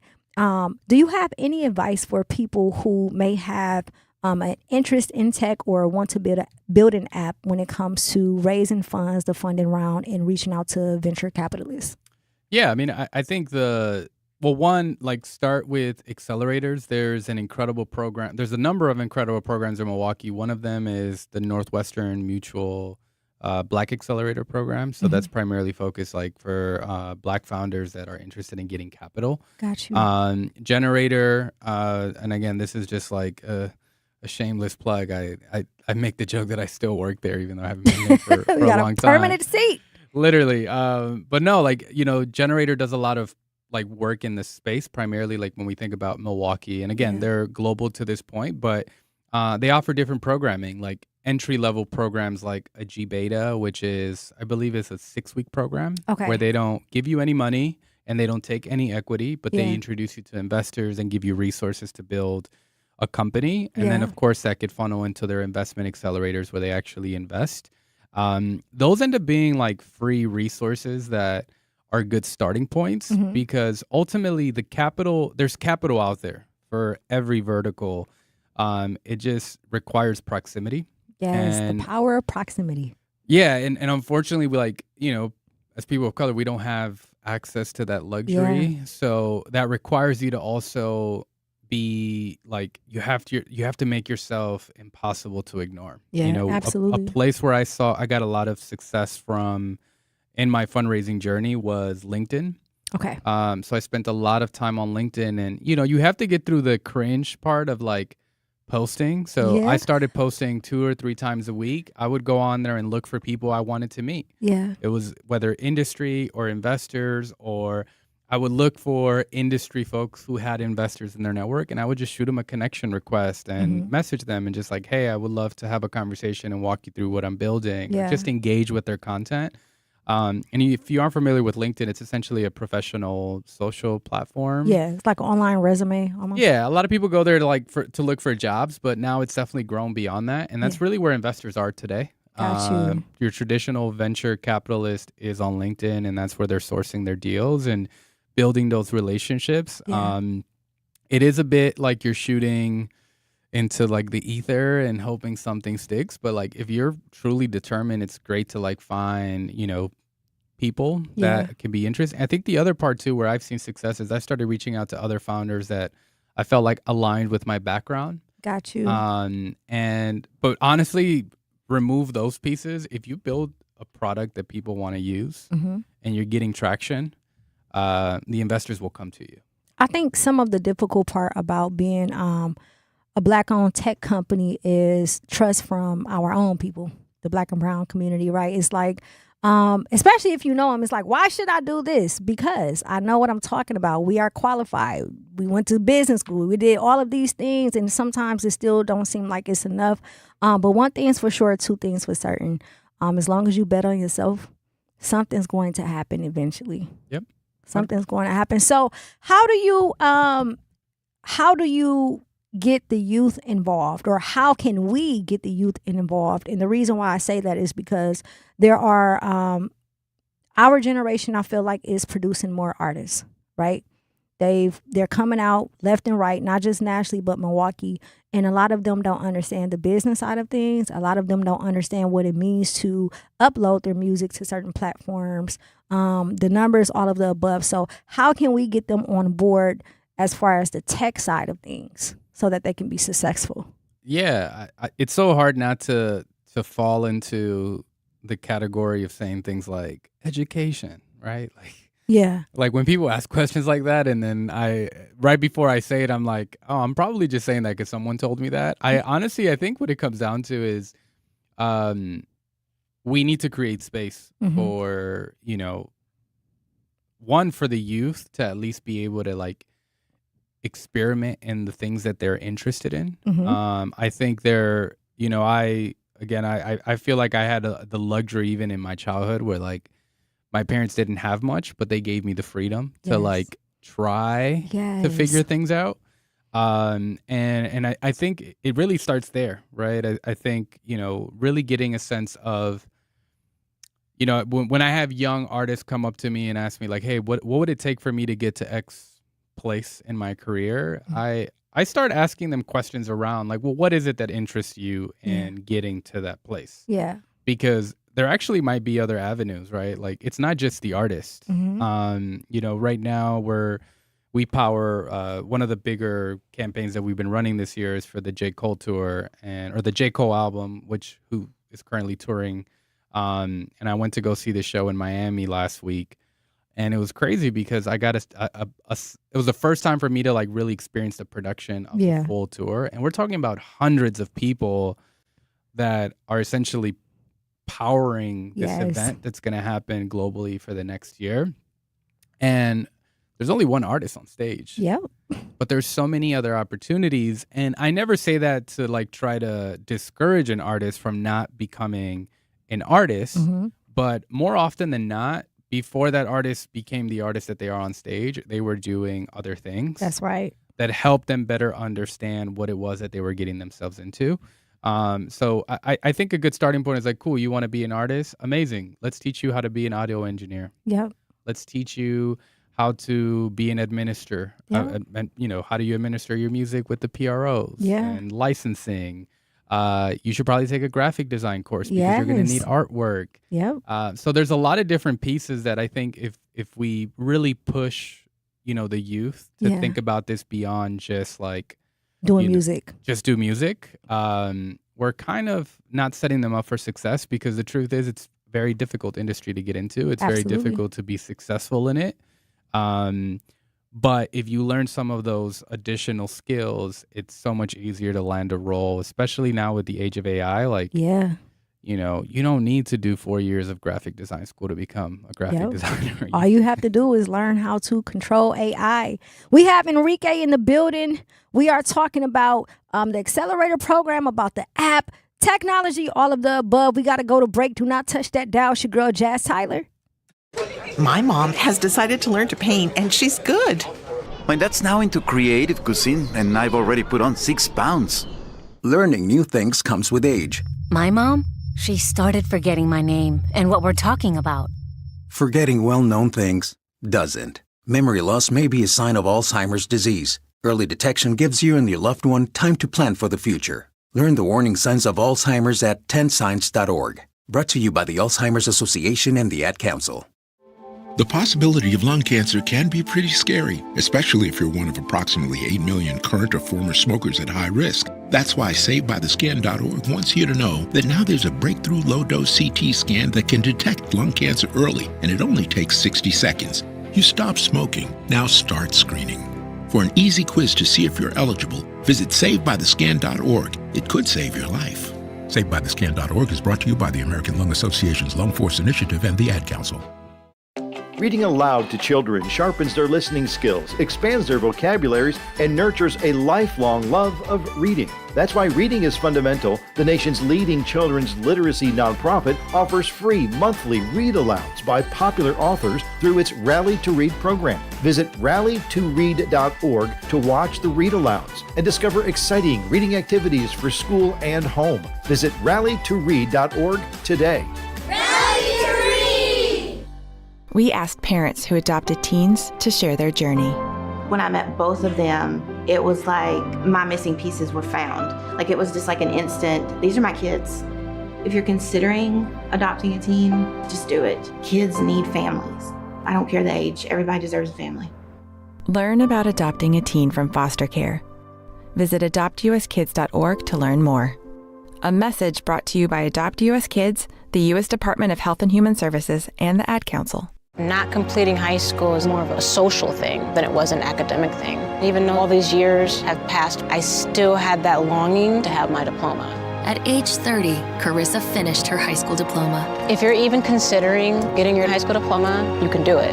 No one gets a diploma alone. If you're thinking of finishing your high school diploma, you have help. Find free adult education classes near you at finishyourdiploma.org. That's finishyourdiploma.org. Brought to you by the Dollar General Literacy Foundation and the Ad Council. Hear that? That's the sound of your life. Perfectly imperfect. Beating in rhythm to the world you've created. But every time you drive after drinking, the music gets drowned out. Your life sounds pretty great. Don't let a buzz ruin it. Buzz driving is drunk driving. Don't drive buzzed. A message from NHTSA and the Ad Council. I'm moving, riding. I'ma drop the E, I'm still in motion. Moving, riding. No, I got drive, moving forward, I'm focused. 101.7 The Truth. It's your girl, Jazz Tyler. We are live and direct, and we have a special guest in the building, Enrique. He is the founder and CEO of Even, which is an app. If you are just now tuning in, he has worked with some amazing artists regarding this app. He's also given us some free game on venture capitalist and how to hold funding rounds, all of the above. Before we went to break, we were talking about ways that we can include the youth in this new generation of music that's coming from Milwaukee. Now, let's talk about the future. In your personal opinion, based off of your experience from being a manager as well as the accelerator program and having this app, what do you see in the next 5 years as far as the evolution of music? I think we're going to see a huge shift into analog. I think now, like, AI has accelerated a lot. Yeah. Whether it's technology, culture, I mean, like, you know, as this is being recorded, this can be clips on the internet. Yes. Like, everything's moving so fast that I think we're going to see a new and we're seeing it even on our side. We're selling digital music and physical music to artists, or artists and teams are using our platform to sell digital and physical music. And a big growing number of these, consumers are people under the age of 25. Mm-hmm. And these were, two new generations of consumers that didn't grow up buying music. Mm-hmm. Like I was a teenager and we're still buying CDs. Yes. Right? And now, like, I was born in 94.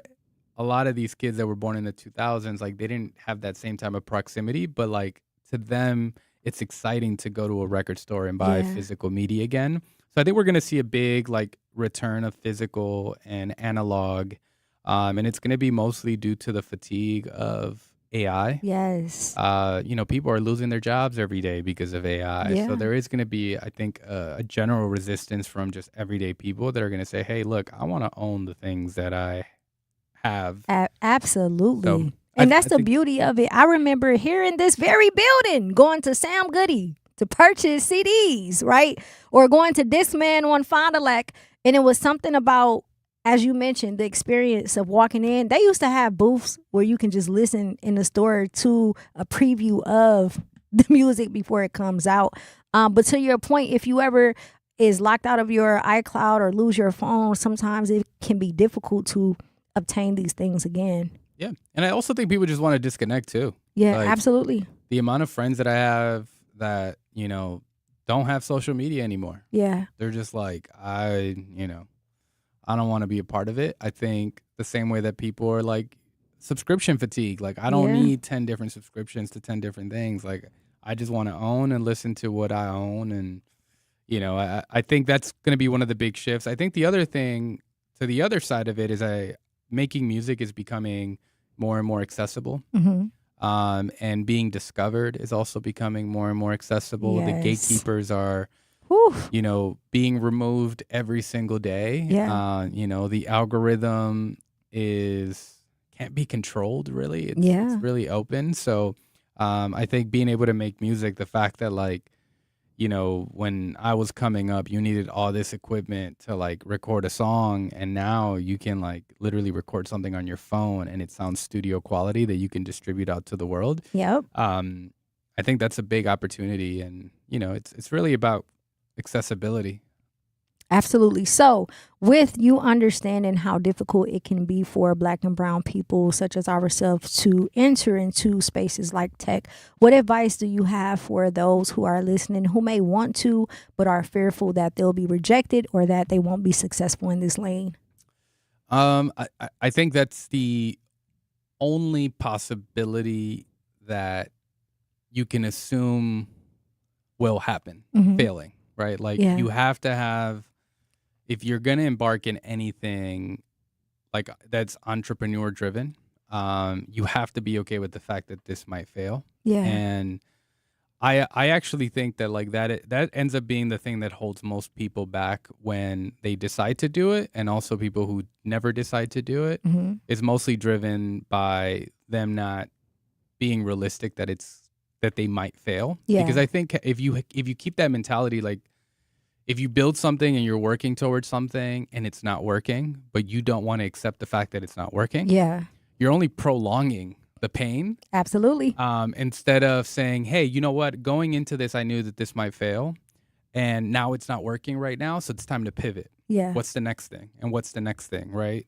And I think there's a lot of, on the other side, there's people that like don't even want to feel that. Like that level of discomfort is what prevents them from even, trying. And the sad part is like those people might be the people that are the incredible, entrepreneurs, artists, athletes that like if only they would have gotten past that feeling of like, I might fail or doubt. Yeah. And it's the most human thing that you can feel. Yep. It's just like no one's going into this not being terrified, about Absolutely. possibly failing. Absolutely. So earlier, before you joined us, I was talking about self-discipline and self-control. And in order to be successful in anything you do, how you have to have both. What is your advice, or what is some experiences you had as far as being self-disciplined and having self-control that has contributed to you becoming successful? Honestly, it's the same thing. Like I didn't have a lot of that discipline. I could think back to like being in school. It was like school was not, I was not a great student. And I think for me, it was mostly driven by, I'm going to do whatever it is that I want to do. And I think it required me to like spend a lot of time with myself to get an understanding that like you can be ambitious, but also there are certain rules that you just need to follow. Yes. Because if you follow some of those rules, it'll only make it easier for you, right? Absolutely. Like I used to treat it as a badge of honor that I didn't go to school. And what that created is now I have a 13 and a 15-year-old little brother and little sister. And my little brother, maybe like a couple of months ago, he told me, I was like, hey, you're about to go to high school. Like, are you thinking about college? He's like, no, I don't need to go to college. You didn't go to college. Yeah. And I was like, yeah, I didn't go to college because that worked for me. Well, no, I was like, I didn't go to college because I thought I knew it all. Yeah. But the truth is, the experience, the knowledge, the resource, the network, everything that I would have had access to if I would have just tried a little bit harder and actually went to college. I think naturally I've been very driven and I've gotten lucky along the way. That's putting me in this, like it's put me in this position, but I made it more difficult than I needed it to. Yeah. Yeah. I think that's been my journey where, and I try to urge more and more, primarily like, my little siblings and their friends, like, don't make your life difficult. Yeah. It's not cool. Yep. So. I feel you. I'm same way. I did not graduate from college, and I wear that as a badge of honor. Like, hey, only if you know what it took to get here. Well, guess what? Had you done what you were supposed to do, literally, it would not have gone that way. Before you get out of here, do you have any shout outs, and how can people follow you on social media? Yeah, so you can. Well, one, you should definitely follow Even if you're an artist or a musician. You can follow us on even.biz on Instagram or even_biz on both TikTok and X. And then you can find me on social. It's Mag is for Magic on Instagram. I don't really post much. Honestly, most of the work is being posted. Yeah. I would say if you're a founder of color, or you're just a founder who's interested in like, raising capital or curious about, or you have an idea, I would say right now it's the easiest time to build. And with resources like vibe coding and AI, there's no easier time to like build your idea out into the world. And if I could be of any help, find me on LinkedIn, shoot me a note, and would love to be of a resource. Absolutely. Well, thank you so much for joining us today. To those who are listening, make sure that you do tap into Even. It is an amazing platform. We got to go to break. We have Vidal here coming up next at the 6 o'clock hour. It's your girl, Jazz Tyler. Life's better with Drive My Way from American Family Insurance, because we know it's more than just a car. It's your escape pod, your adventure mobile, your memory maker. And we help protect the dreams that drive you. Personalize what you pay for auto insurance and you could save between 10 and 35%. American Family Insurance. Get a quote and find an agent at amfam.com. Products, pricing, and availability vary based on the way you purchase insurance and by state. Unsafe driving behaviors may increase your rate. American Family Mutual Insurance Company, SI, and its operating companies, 6000 American Parkway, Madison, Wisconsin. Dreaming of owning your first home? Don't settle for a fixer-upper. Build a brand new home with Milwaukee Habitat for Humanity. They partner with first-time buyers to make home ownership possible with little to no down payment and a team that's on your side every step of the way. Even if you're just starting to explore what's possible, they're here to help you take the next step. If your household earns between $55,000 and $90,000 a year, you may qualify. Visit MilwaukeeHabitat.org to learn more. Doctors Without Borders is delivering life-saving medical care where it's needed most in communities around the world. From bandaging war-wounded patients in Sudan to providing clean drinking water in Haiti, we're in more than 70 countries worldwide, bringing patients from sick to recovering, from emergency to aid, from crisis to care. This life-saving care is made possible by a global movement of supporters like you. Thank you.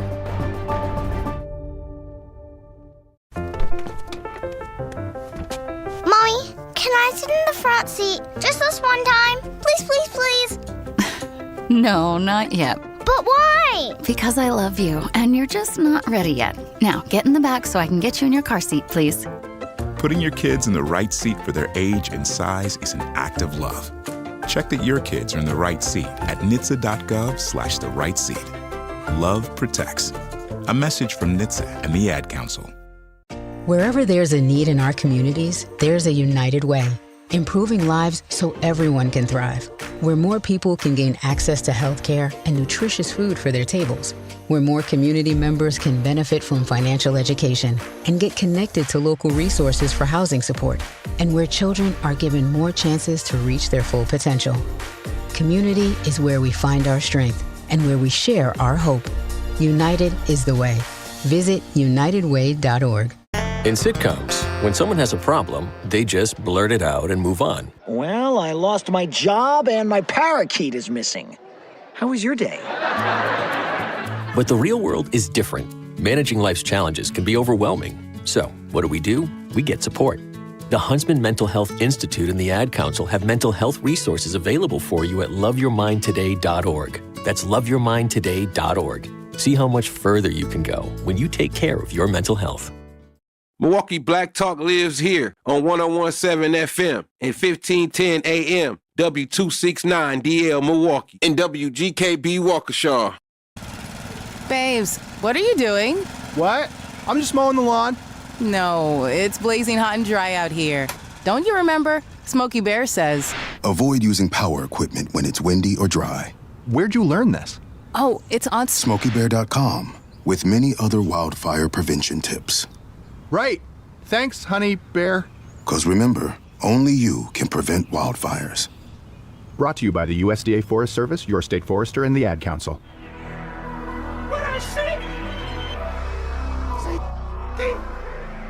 Combination, I just went capiche while in Japan. Having anxiety, I got anxiety.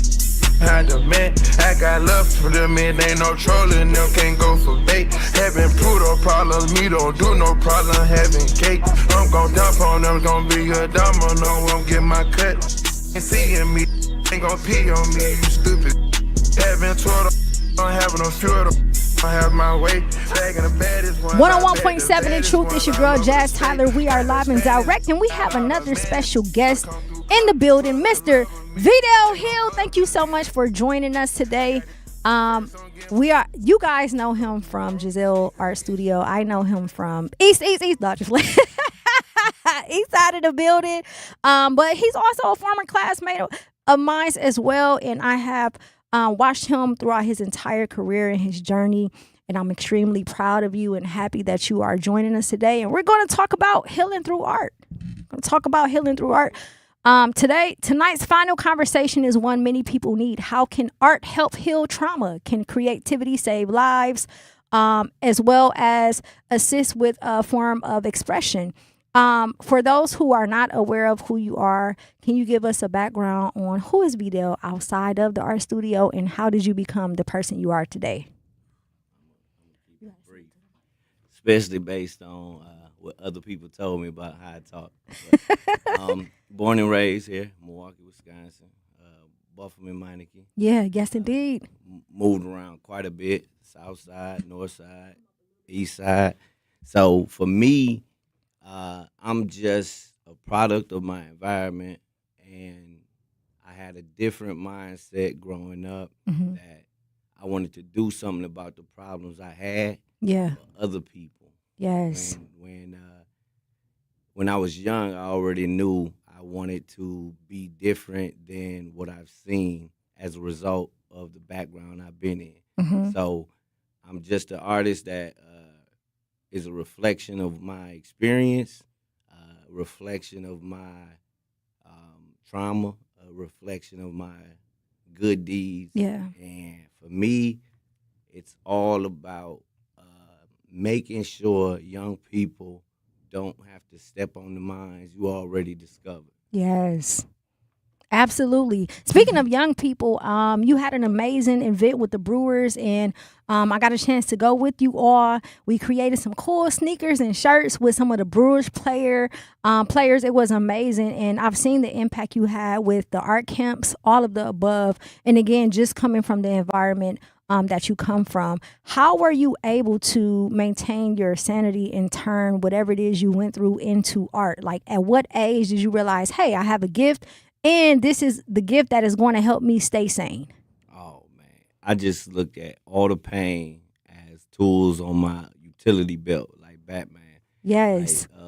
That's a good analogy. Yeah, like anything that hurt me, I now discover how it hurt and discover a way to block it, dampen the damage, see how I can make sure it don't continue the ripple effect of negativity, and use it in a positive way. So from my little sister to my older brother, I seen a lot. Yeah. And I've always been a buffer for pain, a buffer for difficulty.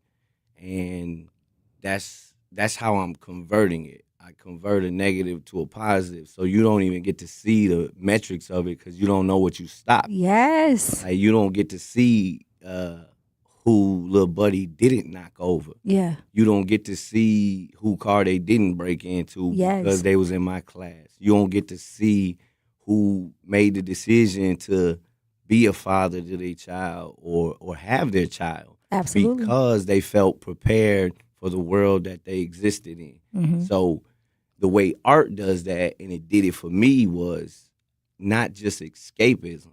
It's representation, real representation. So our pain often is only represented if it make other people dollars. If you eliminate money, which is man-made and made up, you're stuck with experience. Yes. So from playing cans to hooping on crate courts out of necessity, because I can't afford to break away from Walmart with the glass backboard that's all pretty. I'm going to find some wood in the alley. I'm going to cut out the bottom of that milk crate. I'm going to find some nails or pull them from a tree or a pole and use those and put them up. That's art. That's creativity. And for eons, they look at these things and monetize them. Yes. And I'm like, put them on display so we got a timestamp. Yeah. Yes, so when you monetize what I created, my invention, you after me. Yeah. So at least I know the honest story of how you got to this. So when they generate a electronic cans game, they wouldn't on Buffalo in a beater with me. That's right. So I painted that. Yes. I built those sculptures. So they timestamp. Yeah. So that's what I'm showing young people. You can timestamp your experience and own it. And the beauty in that is no matter what form of art, if it's painting, drawing, music, whatever it is, there's a beauty in being able to take your thoughts, put it in action, see the results, and then get paid from thoughts, you know? Man, it without offending anyone, it's godlike. Yes. Have an idea you haven't seen, Yep. and you be the originator of it, and watch the world do that dance you made up. Yes. Watch the world depict the heart the way you depict it. Absolutely. Depict the crown the way you did it. Like Basquiat crown has been reused so many times. Like, love the artist for the art that he's created, but how his art has been used and monetized didn't help anybody like him. Yeah. So that's what I'm talking about. Like, you can stamp the world. We only have a brief moment here. You That's get right. to stamp it with your experience. Even those who aren't living a very difficult, rough life. Yeah. Be honest. Yeah. We need rural America. We need all of the world to be honest about their experience. Yes. So 100 years, 500,000 years from now, they'll know the reality that you experience. And that may be worth way more than you can ever imagine. Exactly. And I love, so one of the reasons why I love what you just mentioned as far as working with the youth to catch them before they actually commit an action is because, and it's funny, but it's the truth. Growing up in the environment we grew up in, you know, somebody who was locked up, and every time they go to jail, you be like, I didn't even know you know how to draw. Right? They just sending letters, they drawing and painting, and I say that to say it's very important to catch them before they make the mistakes, because they may not be able to understand to the full potential that they have in order to be the best artist that they can be. Have you found yourself in difficult situations trying to convince someone why they should do art or use it as a form of self-expression and not take another route? Yeah, I lost some great young men, meaning they could have been amazing grown men. But they just happen to be good people in bad situations. Yeah. Definitely lost some young people who had talent, had the mindset, had the ambition, whether it's music, dance, fine arts, architecture, business, hustling. Yeah. Like, they absolutely had it. But their very current situation, I'm saying very current, meaning they can't see past the wheat. Yeah. Or what they about to do. Yeah. So who Let am alone I today. to tell this young man, don't get that pack, don't grab that from cuz and go do that? Yeah. I'm telling you, I can't put money in your pocket right now, but I can keep you away from places that will keep money out of your pocket. Yes. Ooh. Ooh, Vidal. Come on, let's talk about it. Man, I done figured it out the hard way. I was 15 sitting. I running red before I met you. Yeah. I'm sophomore in high school. I done sat down. I done been shot. I done ran around and did everything you can think of. Everything I seen in the movies, I was getting busy. And if you know me, you know what I'm talking about. Yeah. I'm about 178 and 0. Yeah. I was getting busy. Yeah. But it was out of what I perceived at the moment as a necessity. But necessity changed when you change the context. Yeah. You know, a fish don't need to know how to climb a tree, and a monkey don't need to know how to swim. That's like, right. You got to understand where you really at, who you really are, and what you really want. Yeah. And sometimes it's hard to realize you're in the wrong place with the wrong people because you love them. Yeah. Absolutely. Understanding the situation doesn't change your heart. Yeah. And that's the hard part. Absolutely. So earlier we were talking about self-control and self-discipline. And one of the things that I often tell my students is how to sit in whatever they're feeling so that the 20 seconds don't turn into 20 years. What are some ways or advice you have for our listeners as far as how you stay self-disciplined and how you have self-control, because it is a part of becoming successful?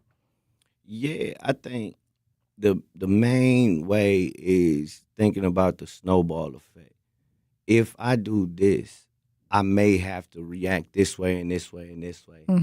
And my natural character won't allow this. Yeah. Like, if I get busy right now on Buddy, he coming back. Yeah. This dude ain't one of the ones that just take a L and keep it moving. Yeah. So now I might have to move some people around. I might have to do all kind of extra work. Yep. So right now, let me just say, you got it. Yes. Right? And I mean, I barely say it. Yeah, but no, I'm just saying. I feel you. My advice. Yeah. Don't do as I do. Listen to my experience and what it taught me. Yes. So sometimes you lost when you won. Come on. And you just didn't lose yet. Yeah. You may not be able to get the job because the record you got for having an altercation with somebody you don't even know. Yeah. Who don't care about you and they set in life. They gonna just sell off in the sunset and you gonna deal with the consequence of your win. Yes. That temporary win. Lowercase W. Yep. Your win. Yep. You ain't win nothing. Absolutely. And often, and we get too big sometimes. We think about crabs in a barrel who put us in the bucket. Yeah. Fam, you responsible for you. Yeah. I don't, man, they can put you in the dungeon. Yeah. You still responsible for you. We got the same 24 hours. Man. And like I said, you're allowing somebody power over the rest of your life for a moment.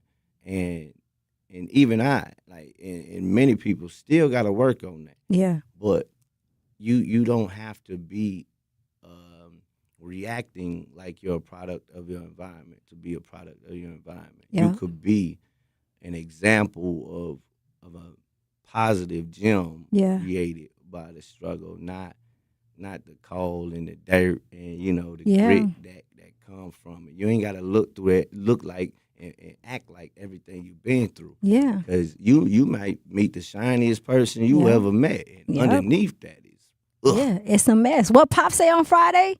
You win some, you lose some, but you live to see another day. We got to go to break. We got Vidal Hill in the building. Do not touch that dial. It's your girl, Jazz Tyler, 101.7 The Truth. When summer turns up the heat, cool down with a shake from Cousin Subs. Our shakes are hand-spun with creamy vanilla gelato and blended into 4 delicious flavors: vanilla, chocolate, strawberry, and mint. They're rich, smooth, refreshing, and the perfect sweet treat on a warm summer day. Whether you're stopping in for lunch, dinner, or just craving something cool, there's a flavor waiting for you. Cool down with a shake from Cousin Subs. Cousin Subs, we believe in better. For 250 years, our armed forces have bravely served America. Wounded Warrior Project honors that legacy by supporting post-9/11 service members and veterans like Anthony, a Marine who was injured by a roadside bomb in Afghanistan. They carried me through my injuries, not just my physical, but my mental. And seeing other vets doing the same thing helped me tell myself, hey, you can do this. Join us in honoring warriors at woundedwarriorproject.org/America. In the United States, a vehicle is stolen every 31 seconds, about as long as this message. Luckily, you can take a few easy steps to protect your car in the same amount of time. Remove your valuables, roll up your windows, don't leave your car running unattended, lock your doors, and take your keys or fob. If you have information about a crime, call the police. If you suspect insurance fraud, also call 800-TEL-NICB. A public service message from the National Insurance Crime Bureau. I always had to be so good, no one could ignore me. Carve my path with data and drive. But some people only see who I am on paper. The paper ceiling, the limitations from degree screens to stereotypes that are holding back over 70 million stars. Workers skilled through alternative routes, rather than a bachelor's degree.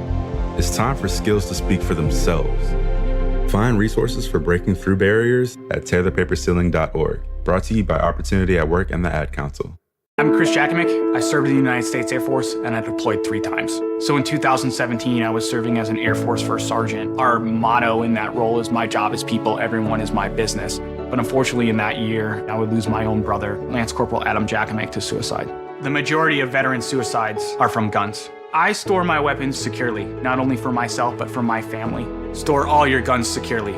Help stop suicide. My service never stops. Brought to you by End Family Fire and the Ad Council. And here's Heather with the weather. Well, it's beautiful out there, sunny and 75, almost a little chilly in the shade. Now, let's get a read on the inside of your car. It is hot. You've only been parked a short time and it's already 99 degrees in there. Let's not leave children in the back seat while running errands. It only takes a few minutes for their body temperatures to rise. and that could be fatal. Cars get hot, fast, and can be deadly. Never leave a child in a car. A message from NHTSA and the Ad Council. Where you going after this? Who you ride with? I don't wanna play with your baby, what's your number? I'm a boss, don't even waste your time with a runner. We don't care about what you had, we ain't see that. Rich, made us where you wanna be at. Nothing but money. 101.7 The Truth. It's your girl Jazz Tyler. We are live and direct. American Family Insurance is a proud sponsor of The Truth. For almost 100 years, they've been committed to helping families protect what matters most: your home, your vehicle, and the dreams you are building every single day. If you are a part of The Truth audience, you already know you work hard for yours. That's why having the right protection in place matters. American Family helps you stay ready for whatever life brings so you can focus on moving forward. Insure carefully, dream fearlessly with American Family Insurance. Get a quote or find an agent at amfam.com. American Family Insurance Company, SIN, is operating company 6000 American Parkway, Madison, Wisconsin. Truth Nation. We got an art legend in the building. Mr. Vidal Hill is here, and we are talking arts, healing through arts, self-discipline, self-control. As someone who has been in the arts world for majority all my life, I started in 2nd grade at Hartford Avenue with poetry. Then I went into sports. By 7th grade, I was writing raps. 8th grade, I was acting. Arts has always been a part of my life. And it wasn't until I became an adult when I realized how therapeutic it was. It wasn't until I became an adult when I couldn't hoop anymore or do hair anymore or rap anymore that I needed that art. I needed that in order to keep me sane and to keep me in a certain space. How important is art when it comes to depression and anxiety? Oh, man, I think, to be honest, it's the key. We as humans, we've always made. The only reason we're aware of past civilizations is through their art, architecture, the pottery, poetry, and writing, music, sonnets, whatever it may be. It's those expressions that last. Yes. Because they're universal and they're timeless. Yes. So for me, it is the answer. And the biggest problem I see with it is people tie the results of the art to the result of the healing. Yes. Nah. Oh. Just make. All you got to do is make. It's godly. Yeah. To be in absolute control of what you're doing. Rather it's a little sketch in a notebook with line paper with scribbles already on it, or the statue of David, or Kehinde Wiley painting in the White House. Yeah. The results have absolutely nothing to do with your health. Yes. It's the action. It's the act of doing it, the act of creating, the act of getting lost in yourself opposed to the surroundings. Yep. We stuck with ourselves. No matter where you go, you there. Yep. So you're never going to escape you. You might as well be your own best friend. Yes. Come on now. And holler at you, check you, understand you, respond to you, respect you. Yeah. And you do that mostly with a real live example through art. Absolutely. So you get to see the results of the time and energy and understanding you put in a beat. Yeah. You get to see the results of a painting, a drawing, a sketch, a cupcake. Yeah. I mean, baking. Yeah. I mean, writing. You get to read your writing and years later understand the place you were in mentally. So it is like a timestamp. You get to jump and experience it without the hurt of now. Yeah. You get to look back and learn from you in a way no one else can teach you. Absolutely. So it's there. It is the therapy of humanity. And it always has been, especially for Black and brown people. To your point, our culture is art. Everything we do is art, from how we cook to the hair, all of the above. I know we've jumped into a multitude of things, and I know that a lot of this is coming from your personal experience, but there may be some people who don't understand why you know so much about art. So let's run it down, man. Primarily, too, I want them to understand, but I want you to talk your stuff because I know what you have done. So let's get into it. Let's talk about accolades.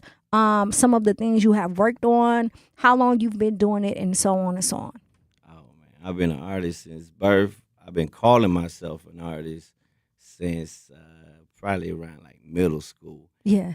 I was winning high school art contests when I was in middle school. I won first, second place in high school for Scholastic. Yeah. So my pieces was in the art museum in 8th grade. That's fire. Yeah. Come on now. So I'm in the historic documents for the Scholastic Art Contest. Yeah. Andy Warhol. Mhm. So a lot of major names throughout history have entered these contests. Yeah. Some of them didn't even win. Yeah. I had like 4 or 5 pins before I reached high school. Yeah. So then I won all kind of contests. My art was on billboards when I was in 8th grade.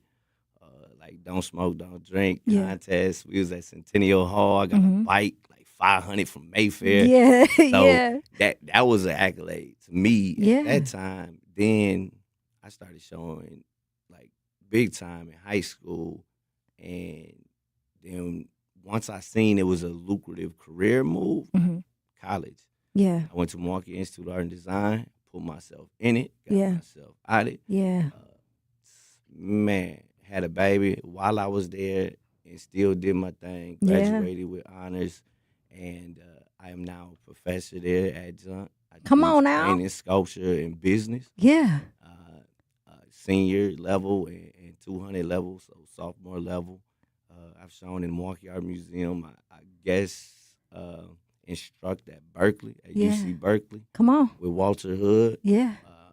Who received a MacArthur Genius Grant. Yeah. The first artist to ever indirectly get a MacArthur Genius Grant for the Yes. mural I did, We Are Here, Uh-huh. over at the Beeline Trail. Okay. So it's a 268 by 40-foot mural on the Beeline. Yeah. I was one of the founders of that whole space, the founder of Giselle's Art Studio, nonprofit for kids, named after my oldest daughter. Yeah. Video's Art Studio, Food for All, Copyright Magazine. These are all my people. Yes.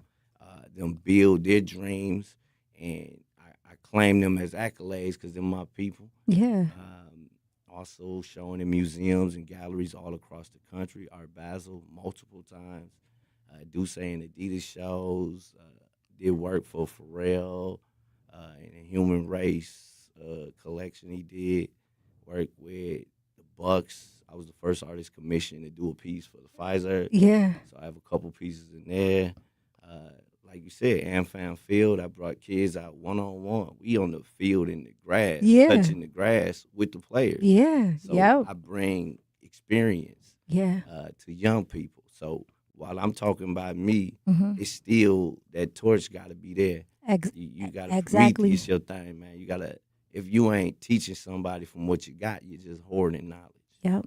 Absolutely. Absolutely. So are you currently working with the Black Arts Fest this year? Yeah, Arts and Funk Festival. So Brad Bernard, that's my dude. Yeah. Me and him go way, way back. I was like 16. Yeah. In the Art Guild at the Palmer Street Gallery. If you know about it, you'll know what I mean. Yeah. I was the youngest artist. Most of my colleagues have passed by now. Yeah. But at 16, I'm in there with legends. Yeah. Patrick Turner, Scott Pollard, Calvin Greer. They made like African balls. They did airports across America. Yeah. They've done shows, the African American Smithsonian Museum. So I'm coming from all of that. Yeah. And that festival is just one of the brain babies of us artists getting together, creating. And great dude, great opportunity to show work. It's an art contest. Plus you get to just vend. You get to sell your work, talk about your work, and talk to your people. Yeah. So I know how important family is to you because y'all was deep at J Unit, right? The whole inside shout out Dominic, Smooth, Wiggles, everybody, right? Y'all was in there deep. How important is your support system, especially when it comes to being an artist? And the reason why I say that is because when you are a creator, we tend to overthink a lot, right? And what may seem like is horrible to us may be not horrible to whoever is around us. And that's a part of having that support system, people to tell you the truth and people that's not going to be a yes man. How has your support system helped you become the man you are today? Oh, man, my support support system whooped me when I was a kid. Yeah. You know, Somebody else said that. yeah. We was deep. Yeah. So everybody knew us. Them little light skinned East Side dudes. Yeah. That was us. Them Fabians. They ain't my last name, but they know what I'm talking about. Yeah. But they kept me humble through not allowing me to lie to myself. Mm-hmm. Man, I ain't bigger than I am, and I ain't smaller than I am. Yeah. They kept me grounded. Yeah. Talk crazy, popped in the mouth. Mm-hmm. Somebody talk crazy, pop them in the mouth. Yeah. You know, you deal with the result after that, but Yeah. lesson got to be learned. Absolutely. So they keep me humble. You know, I hear my brother, my cousin, Damo in my Yeah. head, like, man, you just don't listen, right? Like, this dude just gonna go do whatever he wanna want. do. And I'm like, duh, what Yeah. you doing with your life? What other people want you to do? Like, Yeah. y'all the crazy one. Yeah. Yeah, they thought I was odd because I like when it came to basketball, like we want to hoop. Mm-hmm. They better than me. Yeah.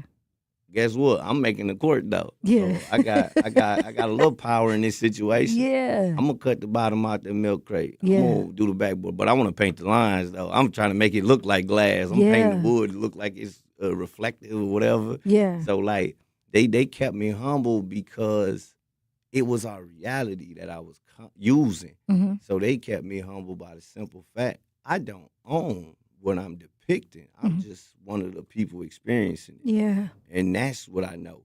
My Yeah. brother was next to me hungry. His stomach was growling too. Yeah. So I don't own that pain I put in that piece about hunger. Yeah. I'm just one The of messenger. the recipients. Yeah. Absolutely. That's how they keep me humble. I know who was next to me when I was hungry. Yeah. I know who was next to me when I was out there trying to get it in the middle of the night. The little light-skinned dude looking like a singing group. Yeah. Yeah. You ever get stuck up by a singing group?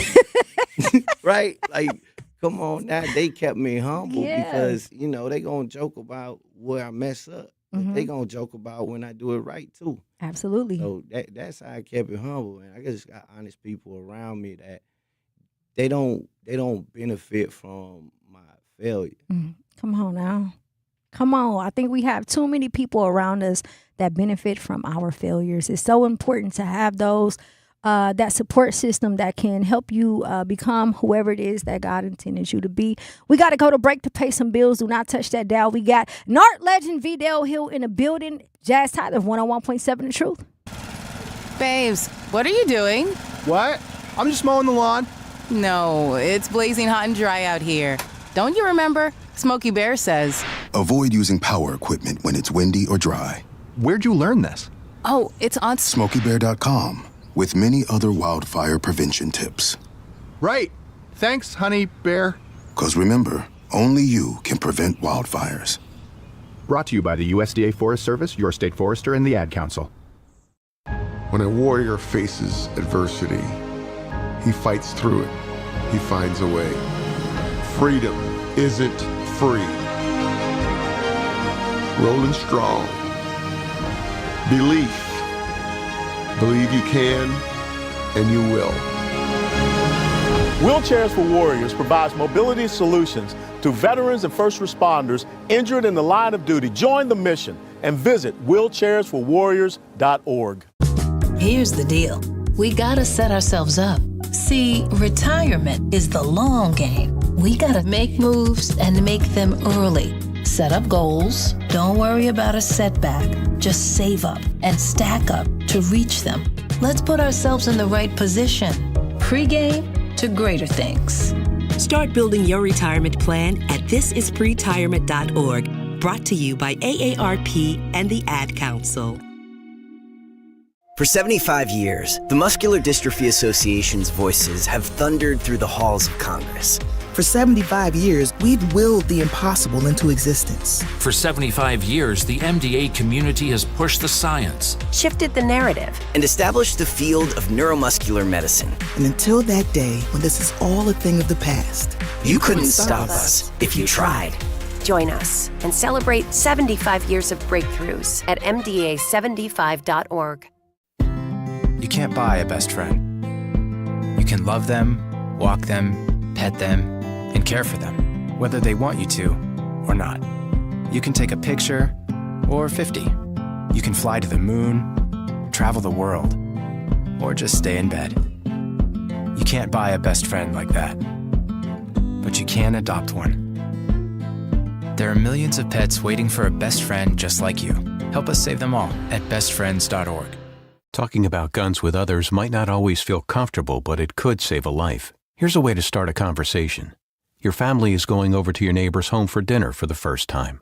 How would you ask if there are any unlocked guns in the home? Hey, we're so excited for tonight. Before we come over, though, may I ask if there are any unlocked guns in your home? Our guns are stored securely, locked in a safe that the kids can't access.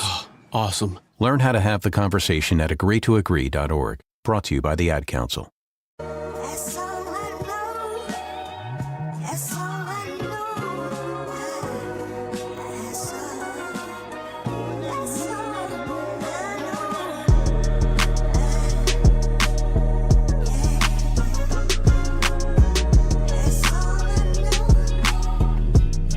101.7 The Truth. It's your girl, Jazz Tyler. We are live and direct. We have a special guest in the building.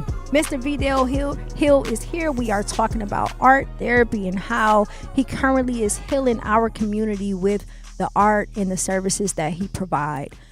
So I want to hop into, before we went to break, we were talking about the mental health piece of it. I want to hop into the community piece because of the work that you've done and the classes and all of the above, right? You've been very instrumental in assisting the youth with a way to express themselves. How does it feel to witness the impact that you've had? Oh, man. I actually never thought I'd witness my impact. Mm-hmm. And I'm quoted several times stating I love it since I heard it. Yeah. I don't mind planting seeds. Yeah. The trees I'll never be shaded by. Come on now. And that means I appreciate everything that I've seen thus far. I thought we were in a worse situation than we were, and that's the best way for me to look at it. Yeah. For it to grow. Yeah. Because I'll put in more work thinking we 5 feet from the top than I would 1 foot from the top. Right. So I tell myself it's worse, and I'll work harder at it. And then when I actually see the result, I'm actually surprised. And I'm actually appreciative. Because I don't want to just do what I know will do a certain thing. Yeah. I just want to do right. I Yeah. want to do good. I want to do well by doing right. And when I see the impact and I feel the impact, it's everywhere. It's when my students are attending college, Mhm. whether it's a creative field or not. Yeah. It's when a young dude, still out there, Yeah. who say they make sure their kids are right. Yeah. They tell them things that I told them when they were students of mine, or they just was kids in the neighborhood that I looked out for. Mhm. So for me, I'm immensely grateful for everything I've been able to witness, and I always tell people I'm playing with house money. Yeah. Because ain't no way. If you read my bio, it ain't out yet. Yeah. If you read my bio, it's surprising that I'm here. Yeah. And I know that more than anyone. Yes. So I've watched you, you went through the arts program. You was like one of the first people. So for those who are not familiar, Alderwoman Cogs, I believe, Alderman Stamper, it was just Alderwoman Cogs? No, it wasn't. So I worked with them. I Got didn't you. go through the program. I worked with the people that went through. That went through the program. So the arts program was created, to my knowledge, from Alderwoman Cogs, and I got a chance to witness it when I was working in her artist. But basically, you apply application, you have some type of community service, whether it's an art gallery, whether it's a studio. I thought you said arts program, like the development company. No, program. not art, not Acre. Arch. Art. Yeah, Yep. I'm way off. You are correct, my lady. You was the Actually first was one. the first one Yes. of the arch program. Yes. I thought you was talking about The Acre. No, For it's some okay. reason, it did that to me. Yeah. No, it's okay. But the arts program was so incredible, right? I'll let you dive into it, how the whole specifics of the arts program, how that came about and how it has helped you along the way. I do want to hear what you about. Okay. Because they always feel good from the other end. Yeah. No, I got you. I sit on the Milwaukee Arts Board. Uh-huh. I was real active then. But me and several artists have been displaced multiple times. Mhm. So we would rent a spot, renovate it, make it hot, Yeah. have fun, build up the community, and get priced out. Mm-hmm. So what we realized is ownership was key. Yes. And when we noticed that our people wanted this, they wanted to be in these areas. We were the originators for making these places lucrative, fun, safe. Yeah. There's capital S there. Yeah. Safe. Mm-hmm. We made it lit at night. Yeah. In the sense of every sense of the word. Yep. With brightness, with fun, with people, community, and then we gotta go. Yeah. Because rent tripled. So the arts program allowed us to look at the city's problem and turn it into a positive. Yep. So not only is it a negative on the docket, Mm-hmm. and we're taking it, but we're not even zeroing out. We're making it a positive. So now people come to my house for art shows. Mm-hmm. I inspire other creatives to then move in the area, try to own in the area, build in the area, and they incorporate the practice into community. Yeah. My boy Classic. Yeah. So he across the street from me. Yeah. We went to high school together.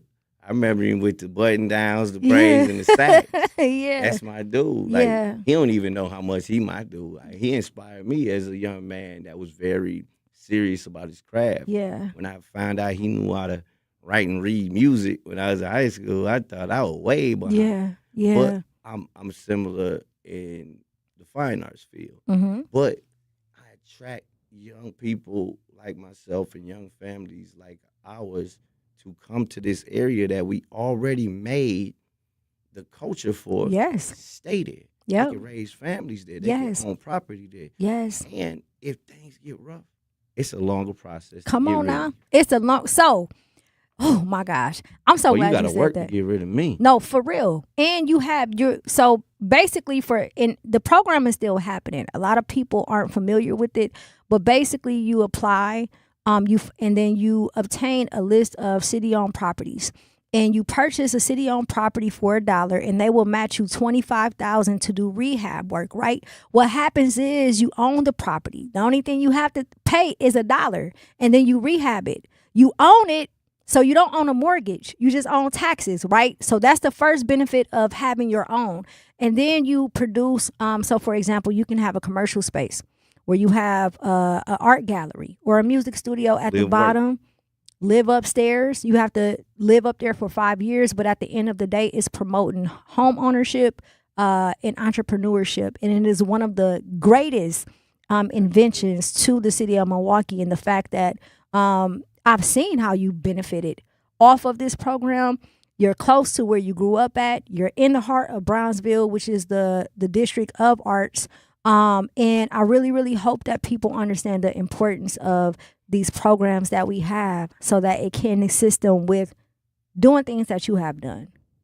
Absolutely. Yeah, that program not only changed my life, it changed my entire family's life. Yeah. It changed the future for my children. It changed the future for my friends. Like, it isn't minuscule. Yeah. Like, dollars can confuse people. Mm-hmm. Because you get to play with numbers way too much in this world. Yep. The simple fact is, I'm going to get it for $1. They're going to match that $25. Yep.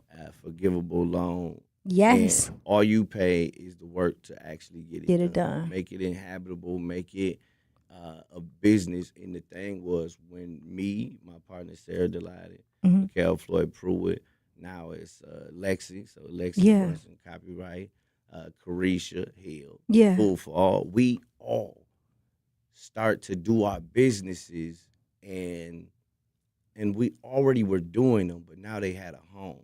Now they had some kind of stake in the ground they didn't have before. Yes. So my neighbors know next year I'm doing a back to school event, in the following year. So when you get that kind of consistency, when people look forward to what you do as your career path or your creative practice, now you can predict and budget. So when you can have a commercial space that rents from the private space, now even lenders, banks, investors can look at it like, you got 800 coming from downstairs. And the loan repayment is only $650. Yeah. So you got negative, like $250 on the rent. Yeah. If you're looking at it that way. Yeah. And you can keep building. If a problem come along, you get to solve it. Yes. I hate now at ownership. I look at it and I see a lot of people say what they got to do when their house mess up or this. I get to do. Yeah, come on. Before you had to holler at your landlord. Yeah. And hope they cared about your heat. Yeah. Your water, That's your well-being, the mold. Yeah. You responsible, which Yes. is all we ever asked for since we got here. That's right. We only asked that you just leave me alone. Yep, and let God, me do my you thing. Put me on the grass, I'm going to get it. Absolutely. That's it. Absolutely. Listen, I can't even, I'm glad I got a chance to tell you because I never got a chance to, but I am so proud of the fact that you are an example of when you put your mind to it, what can really happen, right? You are one of the first people to actually make it happen. And I think that is something that needs to be studied. We got Vidal here. We got to go to break to pay some bills. Do not touch that dial. It's your girl, Jazz Tyler, 101.7 The Truth. Ready to take it back? Join the grand debut of Analog Afternoons at 90s 2K Cafe on Sunday, July 26th, starting at 2. Music kicks off at 4 p.m. with the Cat House Band and DJ Seymour bringing you the biggest hits from the 90s and 2000s. Grab a signature Bloody or a Sunny D Mosa Tower and get jiggy with DJ Saint Trey with special guest host appearance by Action Jackson. 90s 2K Cafe, 1103 Dr. Martin Luther King Jr. Drive in Milwaukee. Come press play on your Sunday fun day. Wherever there's a need in our communities, there's a United Way, improving lives so everyone can thrive. Where more people can gain access to healthcare and nutritious food for their tables. Where more community members can benefit from financial education and get connected to local resources for housing support. And where children are given more chances to reach their full potential. Community is where we find our strength and where we share our hope. United is the way. Visit unitedway.org. Are people around me safe when I vape? Science does not support that belief. Exhaled vape emissions linger in the air, affecting indoor air quality and bystanders in the same space through secondhand exposure. Vaping emissions can also accumulate on clothes, hair, dust, and furniture, leading to exposure risks to bystanders of all ages. And vaping around a pregnant person can lead to serious health impacts on fetal and childhood development. Enough with the puff. Learn more at ul.org/vaping. My mom has decided to learn to paint, and she's good. My dad's now into creative cuisine, and I've already put on 6 pounds. Learning new things comes with age. My mom, she started forgetting my name and what we're talking about. Forgetting well-known things doesn't. Memory loss may be a sign of Alzheimer's disease. Early detection gives you and your loved one time to plan for the future. Learn the warning signs of Alzheimer's at 10signs.org. Brought to you by the Alzheimer's Association and the Ad Council. The possibility of lung cancer can be pretty scary, especially if you're one of approximately 8 million current or former smokers at high risk. That's why SaveByTheScan.org wants you to know that now there's a breakthrough low-dose CT scan that can detect lung cancer early, and it only takes 60 seconds. You stop smoking, now start screening. For an easy quiz to see if you're eligible, visit SaveByTheScan.org. It could save your life. SaveByTheScan.org is brought to you by the American Lung Association's Lung Force Initiative and the Ad Council. Reading aloud to children sharpens their listening skills, expands their vocabularies, and nurtures a lifelong love of reading. That's why Reading is Fundamental, the nation's leading children's literacy nonprofit, offers free monthly read-alouds by popular authors through its Rally to Read program. Visit rallytoread.org to watch the read-alouds and discover exciting reading activities for school and home. Visit rallytoread.org today.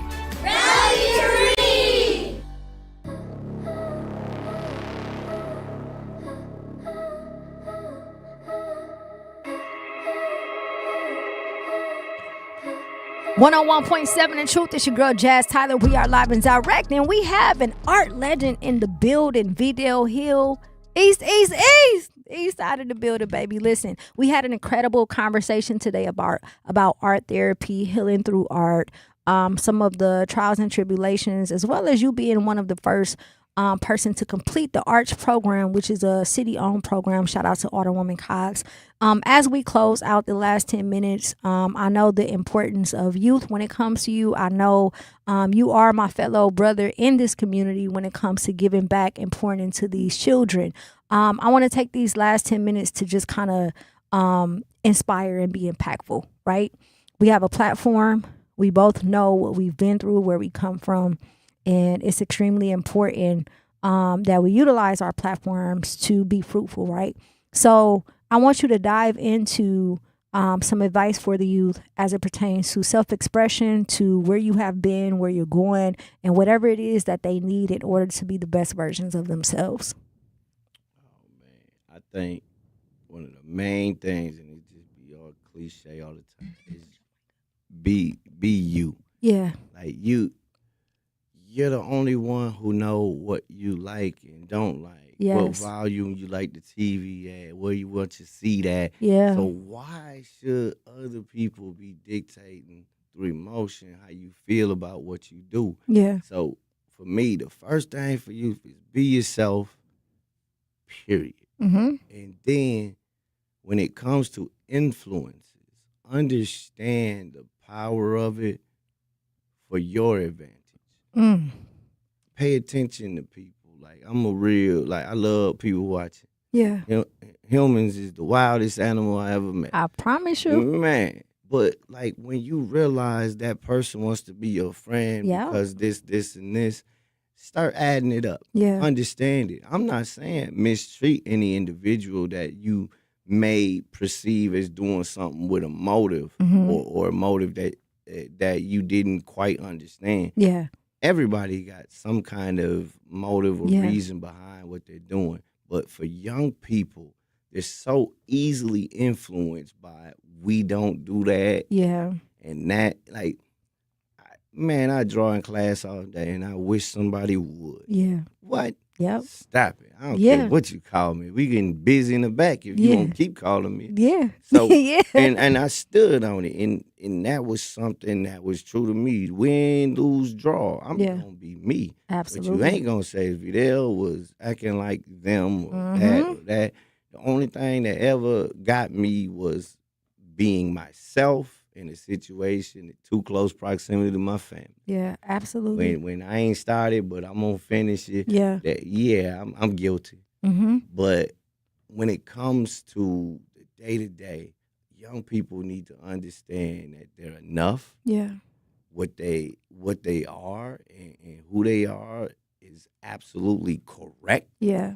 And how they would like to be as adults should dictate their decisions, not how they would like to be seen as a young person. Come on now. So if I could tell somebody who could comprehend those words I just said, middle school, high school, you are good. Be you. So if you made that bad decision, at least you know you're having a result from an honest place. Yes. And you need to correct it. Yeah. But if you keep saying they convinced me that it sounds like you're a follower. Yeah. And you need to just stop following. Yeah. Or follow the right people. Absolutely. So understand yourself first, and that'll give you the map to everything else. Yeah. That's your North Star. So if I'm in the arts, why am I hanging out over here at the bike shop? If I'm really not into that like that, I should be, at the art stores or art programs. If you want to go into a career in culinary arts, take the job at the restaurant, not the shoe store. Yes. And I love shoes, but guide yourself. Yeah. Be your win for yourself. And honestly, like it's a life in anything. There's specialists right now being paid to sleep. Yeah. Being paid because to that's what eat. they like to do. Like a lot of times I get, I got a lot of young kids. So I work the whole gamut. From daycare to senior centers. I work with any human willing to do art and express themselves. Yeah. So with the young people, it's so obvious that we have all these abilities and we just don't tap into them correctly because we're doing it as if we're a character that isn't us. Yep. And you're doing it because you think you'll look like him. Yep. No, man, he's 6'7". He could dunk. Absolutely. You're 5'2". You should probably work on your speed and dribbling. Yeah. Right? And it seems simple with different analogies with sports and fashion and music. But when it just comes to life, it seems like we forget the basic rules. Yeah. Yep. You're you. Yeah. You're the only you. Yes. You should be guiding it. Yes. It should be in your interest. Yep. I'm not saying don't be altruistic and helpful. I'm just saying if being helpful is a part of it, it's a part of it. Be you. You. And whatever that, if you don't know what that looks like, figure it out. I think oftentimes, and I know you can attest to this working with youth, they become fearful of being who it is that they are because the influence of them being around somebody. Oh, I do like to do this and he don't like to do that. So misplace yourself. Remove yourself and go hang around people that like to do what you do. It does not make you less of this. It does not make you less of that. You just have to find that environment that fits. Find that environment that makes sense. I don't tell this story often, but when I started doing events, everybody tied it to music, not knowing that the very first job I ever had in high school was at the Midwest Express Center. And I took it at the Midwest Express Center because I know that I could work the concerts and watch it for free, right? So it was pertaining to music a little bit, but that was the very first experience I had at 15 years old on learning how to properly execute an event, right? And then I took a job at Foot Locker because I played ball. And my hero at the time was Allen. You know what I'm saying? I know. Listen, AI. I wanted to get all the shoes. The original AI. The original AI. I wanted to get all the shoes. I was known for braiding hair, and I was playing basketball. So that job fit me in that, in that capacity at that time. So I've always aligned myself in positions to enhance whoever it is that I was. When I wanted to do music, I started going to the studio. At the end of the day, it's all about who you align yourself with and how you do it. You have to put yourself in a position to be around people of influence that's going to influence you based off of what's inside of you, not based off of how someone else see you. A lot of times in families, you got people who send their kids to law school because their parents are lawyers, right? You got to carry on a family business and do what I do. Whole time he might be a architect or a doctor, but because you have your own perception of who they should be, and now I'm speaking to the parents, you have to be able to identify something in your child, right? I don't know what my mom's seen, but I know that she put me on that front page newspaper in second grade doing poetry. Every Christmas, I got a boombox, a tape player, a CD player, whatever it is. I didn't even know I was going to end up doing music, but she gave me all the tools I needed. And we have to start placing ourselves in the youth life to where we can identify what's inside of them, because with the weight of the world is extremely hard for them to identify it themselves. Absolutely. You're absolutely correct with it. So when I started Giselle's Art Studio with my brother, we go around to all these foundations and everything, and we want the kids that fall through the cracks. Yeah. I don't want your academically sound individuals Yes. who already got it planned. Yep. They good. Yeah. I don't want the person on route to be in the NBA, NFL, or play any kind of ball, dance.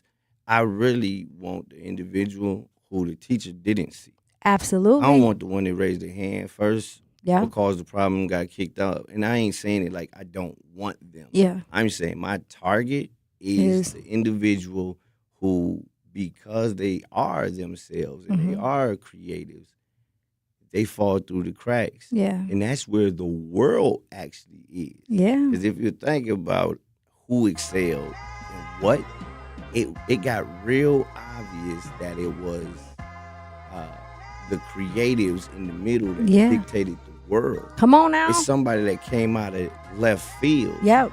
Pun intended. Like, it's someone that came out of left field that did something different. That nobody has ever done before. My whole family still surprised I'm me. Yeah. Right? And they knew exactly who I was. But the thing is, on adults, we got to identify that. That's our job.